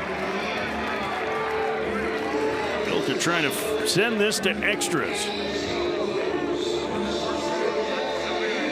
Well, if you're Eric Baggage, you're looking at this situation going, this is exactly where we want it to be. We need the guys to get hits. It's going to be the top of the lineup to start it off. First pitch upstairs to Crichton. It's 1-0. Crichton again into the leadoff spot with the injury to Jaron Purify. Out with broken fingers. He'll be out for the foreseeable future, though expected to return at some point this year. Down low, 2-0. It doesn't sound like a particularly long-term injury for Purify. There he is, the captain, leader of this team. Crichton's going to have to take a chapter out of the book of his fellow Michiganders. There's a strike. It's 2-1.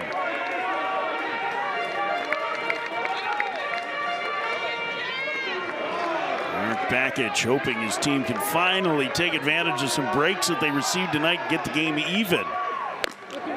Outside, 3-1. If you're Bilka, the last thing that you want to do is walk the leadoff hitter. You got to go with old number one. You got to just say, here, Crichton, I can't walk you. You're going to have to get yourself on by getting a hit. 3-1 the count. The pitch. Foul back. We challenge him with a fastball. Crichton was nearly up for it, and the count is full. Got to do it again. Got to do it again. You got to go with your best pitch. It's going to be that fastball. Cannot walk the leadoff hitter in this situation. You got to throw a strike here.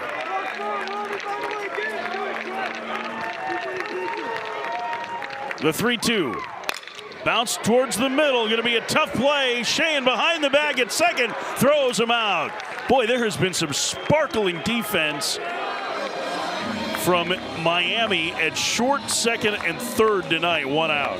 Wow, what a play, and how much range did Cheyenne just show us on this one. It's a ground ball. It looks like it's ticketed to go up the middle, and Cheyenne makes the play, throws on a run perfectly over to first. 1 out for Nate Savoy, 0 for 4 with a couple of strikeouts tonight.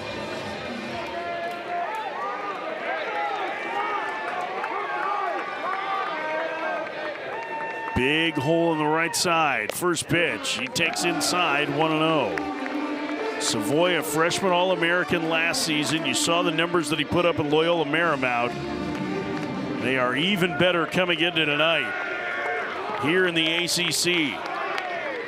Massive power to all fields to this right-handed hitter, the 1-0. He's ahead 2-0.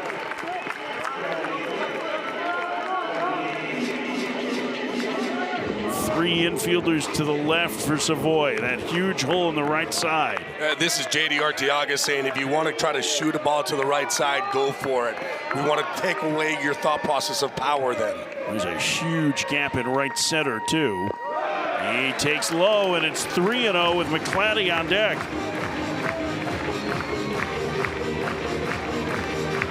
Tristan McClatty hoping to get a chance. With Laz Gutierrez doing the pitch calling, I would not be surprised at all if you get maybe another split finger at this situation. I don't know if you want to just give in and give Savoy a fastball, because I'm giving him the green light right here on 3-0. Bilka's fallen behind both hitters 3-0 in this inning. The pitch outside, ball 4, the winning runs aboard. I mean, the right call and situation right there. You went with some tough pitches early. Savoy wasn't biting. 3-0 count. You don't want to just go ahead and say, here's a fastball right down the middle. go ahead, get yourself to first. McClatty worked a walk in the 7th and then was picked off. 0 for 3. Clemson and Miami tied in the bottom of the 9th. The opener of this series. First pitch to McClatty, a fastball strike. It's 0-1.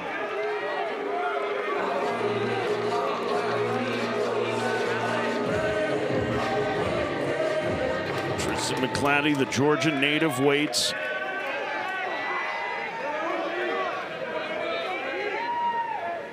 The 0-1. A strike in the count, 0-2.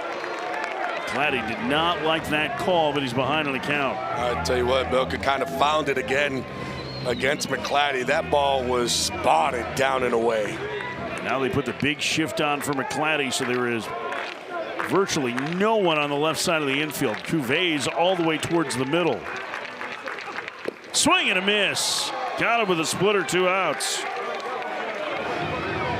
That was one of the better splitters that Bilka has thrown, especially playing off that fastball. You're staying down low, then you go to that split. It's going to look like the fastball all the way, and McClatty goes fishing. It'll be up to Jacob Gerald, the leading home run hitter on this Clemson team. Winning run at first, 2 outs, bottom of the 9th. First pitch. Gerald on the ground to third, off the glove of Cuvier, right to Shea, and he throws high and throws it away. It'll go out of play, and the winning run will go to third. Gerald to second. That one ate up Cuvier. Shea had nearly made an incredible play, but the throw getting away has given Clemson another life. Wow. You don't see this too much. Cuvier trying to go after it, glove hand, can't come up with it. Sheehan does make the play, but just overthrows Wes at first base. That ball goes out of bounds, and all of a sudden, Clemson has second and third with 2 outs, and Luke Gaffney coming up. 2 errors on the play, 1 to Cuvier, 1 to Sheehan, 4 in the 9th for Miami, despite their great defensive plays. Winning run at third. Gaffney swings and misses. 0-1. Luke Gaffney, the designated hitter, 0 for 4 tonight. The winning run, Savoy at third. The 0-1. Tapper foul, it's 0-2, and now one of the things I'm curious about is that splitter. Split finger, yep. You're going to have to trust your catcher in Sosa. You know what you have behind the plate.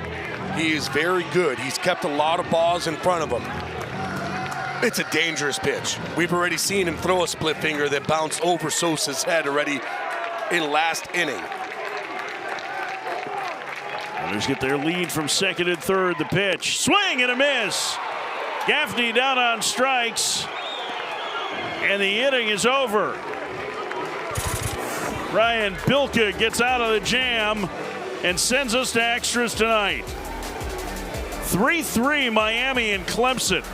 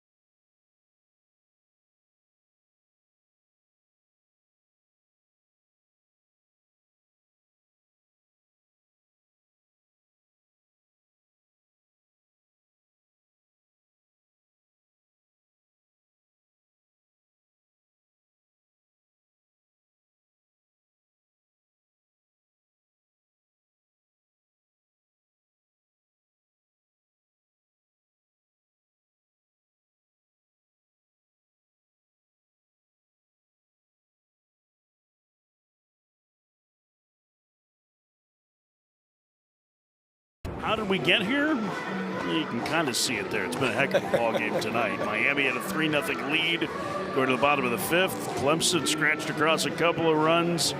One in the 5th, 2 in the 6th. It's been 0 since then, although both teams have had chances to take the lead. And we now head to extra innings as Deion Brown continues to work, and Vance Sheehan nearly gets hit by the first pitch. It's 1-0. Sheehan, Antonio Alvarez, and Dylan Dubovic, the scheduled hitters. 6, 7, and 8 in the Miami lineup. They've been held to just 3 runs tonight by Clemson pitching. And Deion Brown, who's been very sharp since entering the game, is now fallen behind 2-0. Deion Brown has looked really good on the mound, and it's a reason why Eric Bakkett's thrown back out there for another inning. Fires in a strike. It's 2-1. Still about 93 miles an hour, 94. Clemson had to run through a lot of their top relievers on Tuesday as they frittered away a 9-3 lead against Coastal Carolina and lost to Coastal 11-9. Brown was the guy that they felt like they could count on for the biggest outs, and he has delivered so far. They're going to have to try and stretch him through this inning here. Sheehan takes high. The breaking ball misses in the count 3-2. We can say that his stuff hasn't been as sharp to the first hitter here in this 10th inning. Now, Deion Brown, he is used to going 3 innings. His last 3 outings, he has gone 3 innings. He just missed with a fastball low, and the leadoff man's aboard.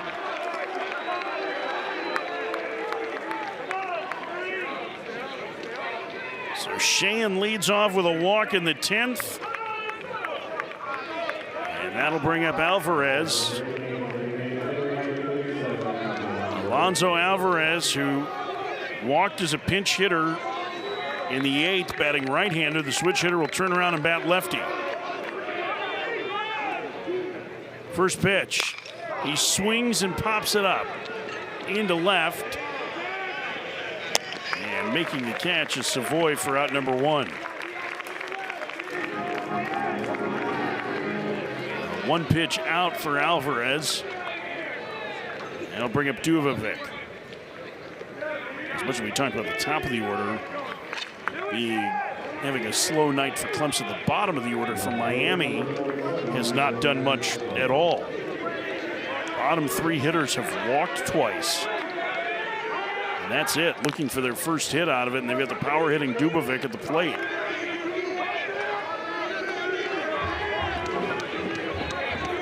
For 3 with a sac bunt.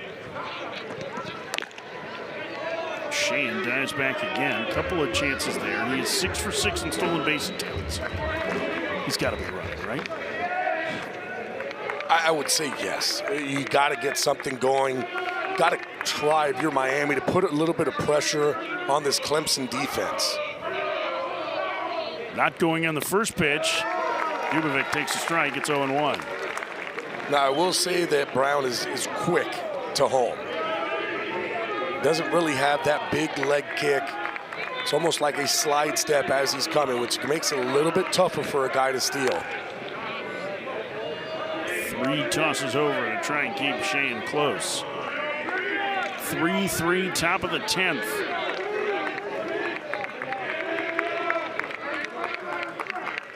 The 0-1. Breaking ball strike, a backup breaking ball. He caught the corner. Dubovic behind 0-2.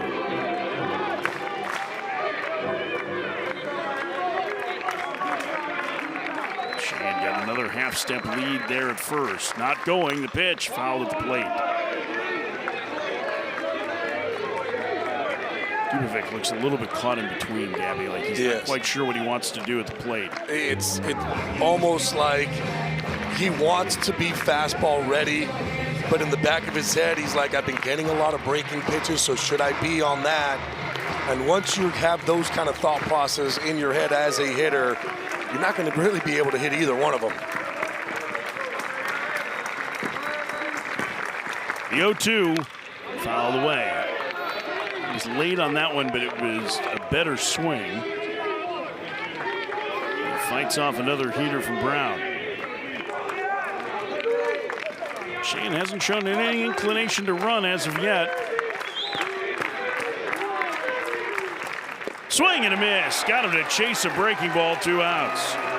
4th time that the freshman's gone down on strikes tonight. Yeah, I kind of saw that happening, especially after that last fastball. Loves to go to that curveball. And that's exactly what Dion Brown did there. Goes fastball up and ride, then goes with that curveball down to get the chase swing. 2 outs for Fabio Peralta. Came in tonight hitting over 400. He is 0 for 4 with 3 strikeouts. Go ahead and run it first. Runner goes and the pitch hit him. The pitch hit him. Shane was running on the pitch, but he'll get second, and the go-ahead run now in scoring position for Jake Ogden at the top of the order. Well, Jake Ogden has already seen Dion Brown. His last at bat, the first 2 pitches he saw were 2 curveballs, 4 strikes. I would be interested to think that Jake Ogden is up there thinking, you know what? I might sell out here to a curveball, and if you want to throw it, I'm going to be ready. See the numbers on Ogden this year, but again, he had almost all of the big hits for Miami last year. 3-3 game. Takes a breaking ball strike. It's 0-1. Looks content to take that first pitch. Sheehan away from second. The 0-1. Ogden checks and takes to the dirt. 1-1.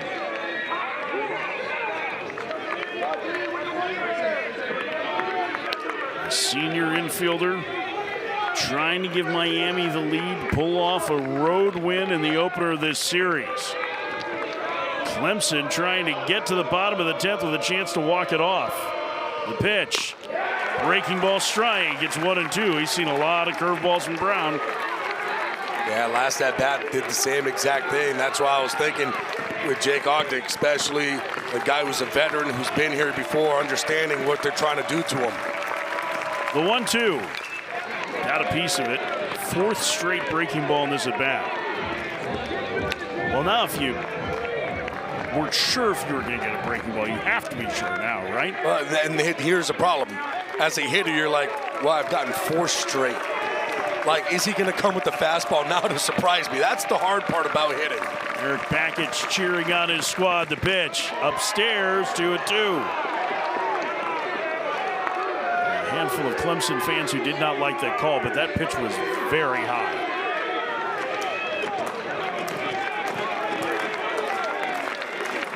Sheehan away from second. There's Peralta at first. The pitch fouled away. Another breaking ball. 6 in a row in this at bat.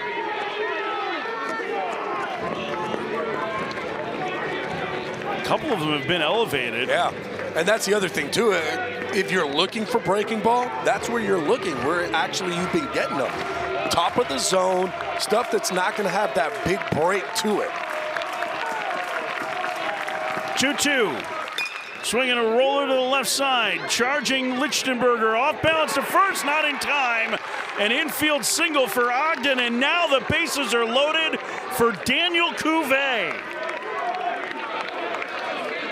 An infield single for Jake Ogden on the 7th breaking ball he saw in the at-bat. And just nothing you can do here. Lichtenberger did everything right. Came up, made the play on a run, throwing, try to get it out as quick as possible. Jake Ogden, boy, he can scoot down that first base line. Daniel Cuvée, one of the best players in Miami history at the plate. Their leading home run hitter. Their leading RBI man. He takes a strike. It's 0-1. The All-American trying to give the Canes the lead here in the 10th. The junior waits. Fouled away. It's 0-2. Cuvée, 1 home run away from sole possession of 3rd place on the Miami list. He just needs a single here. He swings and fouls another one away. And how about the difference there between Ogden and Cuvée? You would think against Cuvée, he's not going to challenge him with the fastball. Ogden got nothing but breaking balls. Cuvée, nothing but fastballs. Bouncer to third, and it gets by McClatty and down the left field line into the bullpen. 2 runs are home. Ogden around third. He will score. Daniel Cuvée delivers. misses. Miami leads 6-3.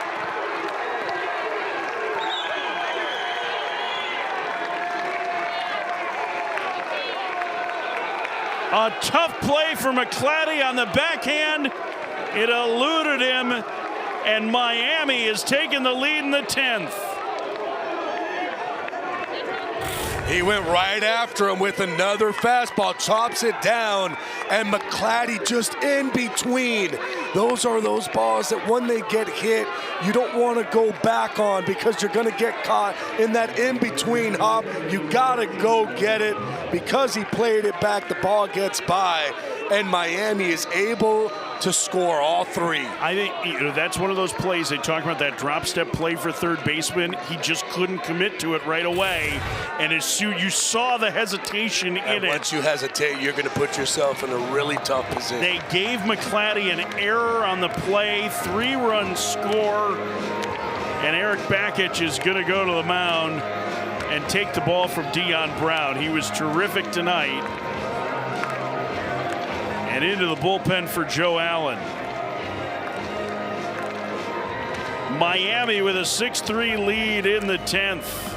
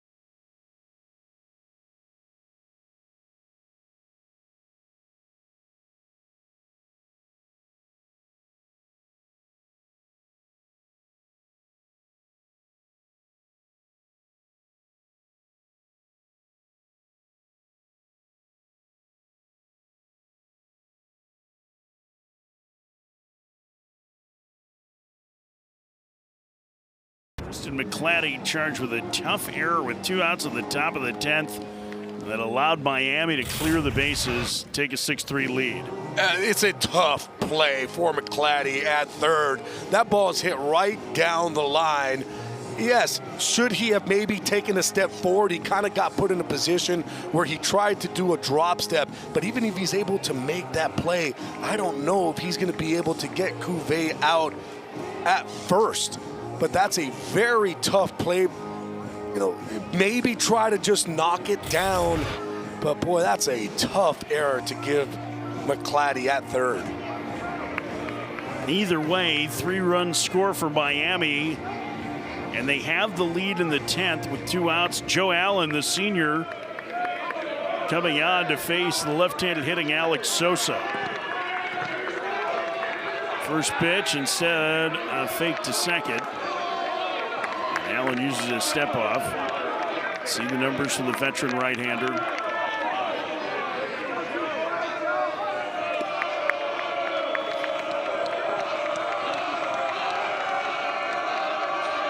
First pitch to Sosa.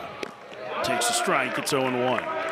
And for Joe Allen, he'll cut it. He can sink it. He can make it go. He can slide it.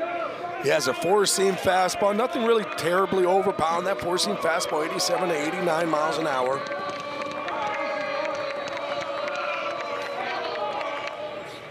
This is high. The count 1-1. Allen's been counted on for a lot of big outs the last 2 years in particular.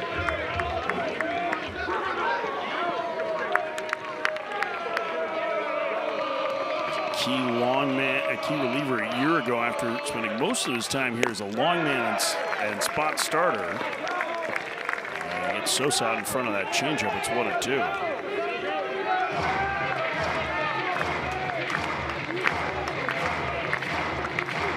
(6-3) Miami, top of the 10th. Here's the 1-2. Misses 2-2. Looking ahead to the Clemson 10th. Ty Daly, Jay Dillard, Tyler Lichtenberger, the scheduled hitters, 6, 7, and 8. For Eric Package's squad.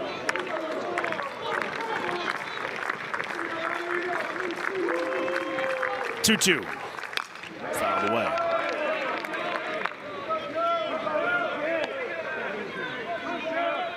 Clemson in jeopardy of falling to 1-6 in league.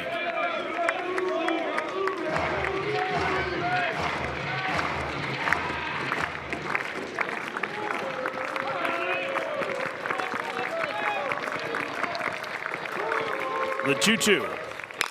Sosa in the air to right, pretty well hit. Daly going back, looking up, and it bangs off the bottom of the fence. Coming home to score Cuvée on the double from Alex Sosa, his second of the night, and it's 7-3 Miami.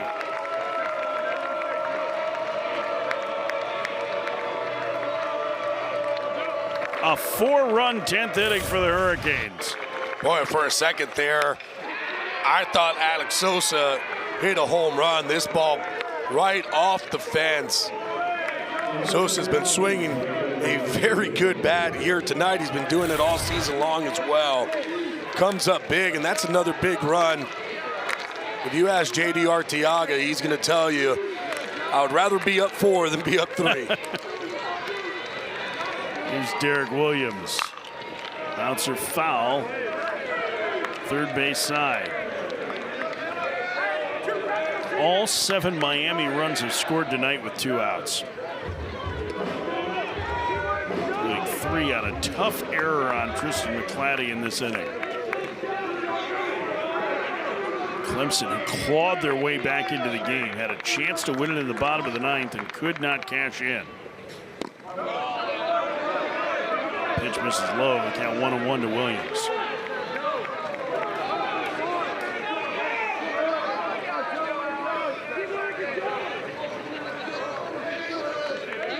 Here's the set.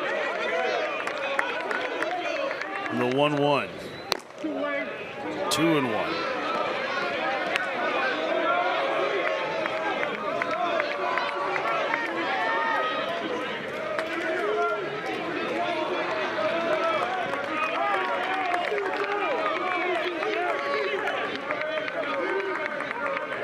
Allen's pitch.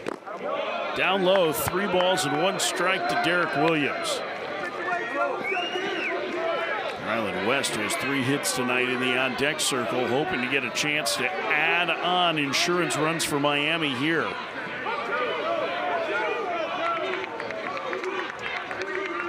(3-1). That one hit back through the left side into left center field, a base hit. Sosa will score. Williams digging for second. The throw in time to get him, but the inning is over. A 5 spot for Miami in the 10th, with Williams knocking in another insurance run. We head to the bottom of the 10th. Miami up 8-3.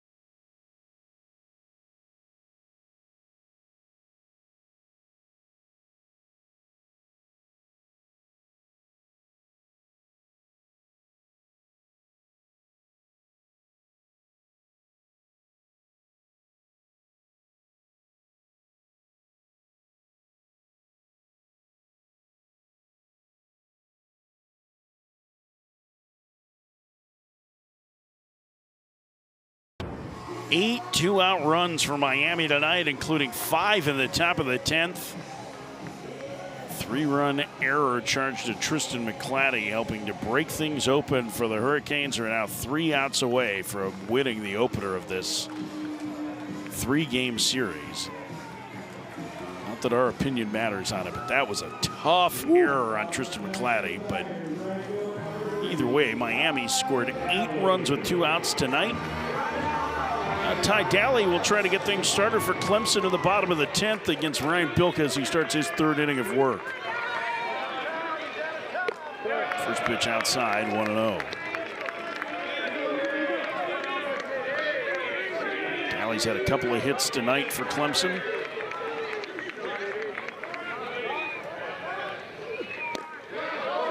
One and one. Their offense continues to scuffle. They just have not shown a lot of pop tonight. Yeah, they've had their chances too. Had guys in scoring position.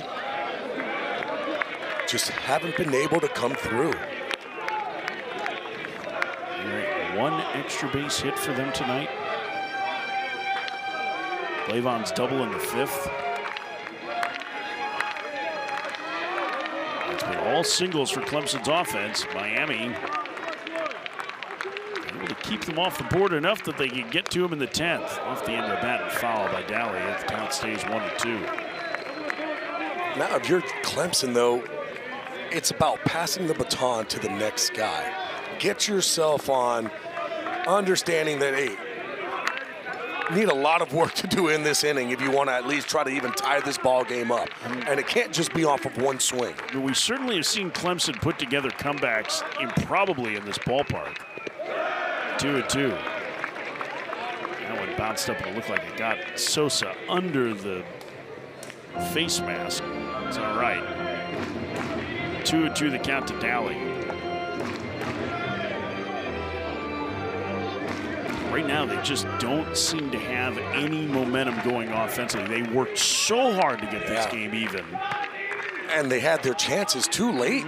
Had guys on third, just couldn't come up with that big hit. Down low, the count's full. The leadoff man in the Clemson 10th.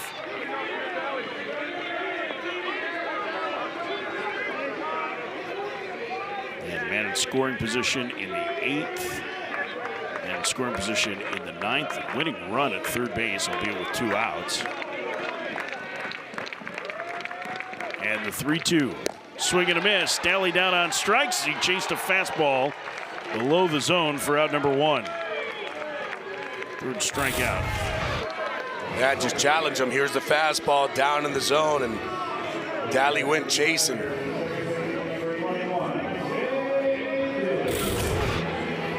What happens too is when you're a team like Clemson, a team that has a lot of expectations, that expectations is to make it to Omaha. All of a sudden you start to press. And it seems like that's what we're kind of seeing, a team that's pressing a little bit too much. You could have a coach like Eric Backett telling you, hey, don't worry about it. Let's just go out and play. And Leggett, who is having meetings with you saying, hey, whatever happened, happened, and go out. But you just have to buy in if you are a player. You know, Eric Backett today, when we talked to him, was clearly frustrated by the last 10 games. I mean, they're in jeopardy of dropping their 8th and 11 tries. But I thought he had really good perspective on, hey, listen, like, you hate it when this happens, but this happens in baseball, right? It's a long season. You play 56 regular season games and another bunch in the postseason. And you're going to have stretches that don't go your way. And this one has been tough, I think, largely because the offense hasn't looked great in conference play. And that's what I think maybe makes this one different. They have good arms. They need to find somebody that can pull them out of this. And the question is, who will it be? And they just haven't found it yet. They have battled tonight. There's no doubt about that. That one missed high. It's 2-2. And the other thing, too, when we talked, I said, would you rather have these struggles early or start off great and then have the struggles late? And he said, no, of course, early, because you want to be peaking at the right time. And the last thing that you want is to start off great and then all of a sudden have this funk going in to a regional. Dillard to center field with a base hit, his second of the night. I mean, all he has to do is look across the diamond to Miami and look at the way they. JD Arteaga's job was on the line, right? Like the talk was he was going to get fired at Miami midway through last season, and then they went on an incredible run. Team came together. They figured out who they were, their identity as players, and they took on. And they were one game away from Omaha. They lost a one-run game on the road with a chance to go to Omaha. And I know Clemson's lost at home the last 3 years, 2 regionals and a super regional. But, I mean, that's quite an accomplishment to do that 3 years in a row. And, again, everything that happened the last 3 years has no bearing on what happens this season. Lichtenberg with 3 hits tonight, excuse me. He checks and takes low, the count 1-1. It's going to be up to Bilka to finish it. There's nobody getting loose in the Miami pen, even as he approaches 50 pitches.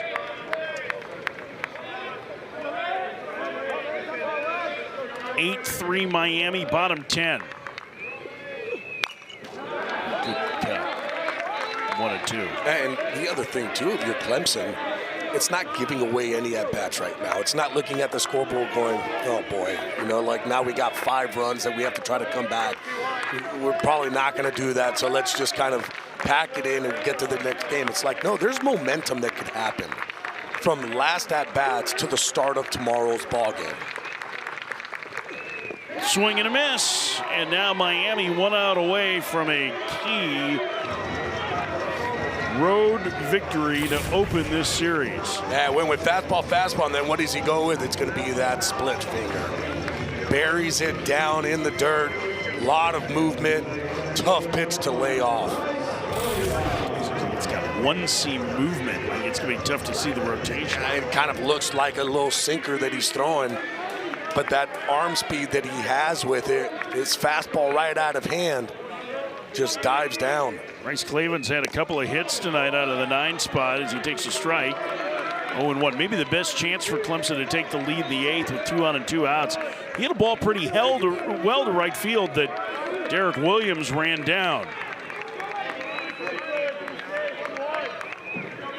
The 0-1. Swing and a miss. Splitter there, and it's 0-2. And now Miami 1 strike away from winning the opener. And Bilka now going full Jonathan Papelbon with the snarl. 0-2 the count.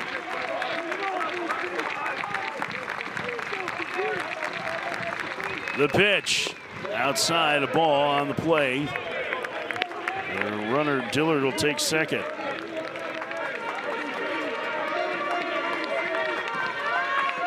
One ball and 2 strikes.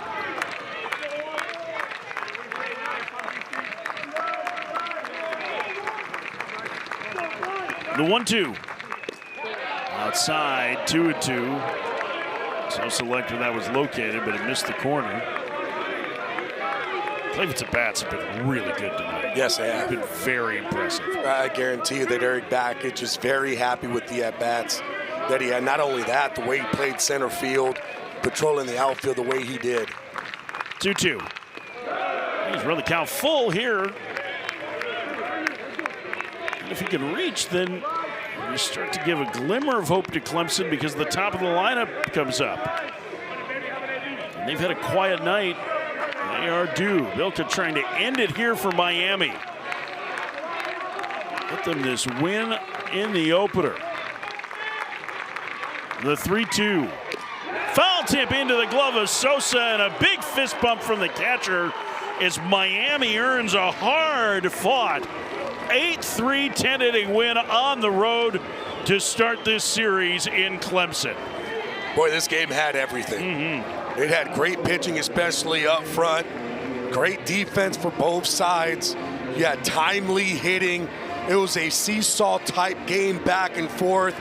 And then it came into the 10th, and Miami was able to break it open, score in 5. But this is going to be a very fun series, partner.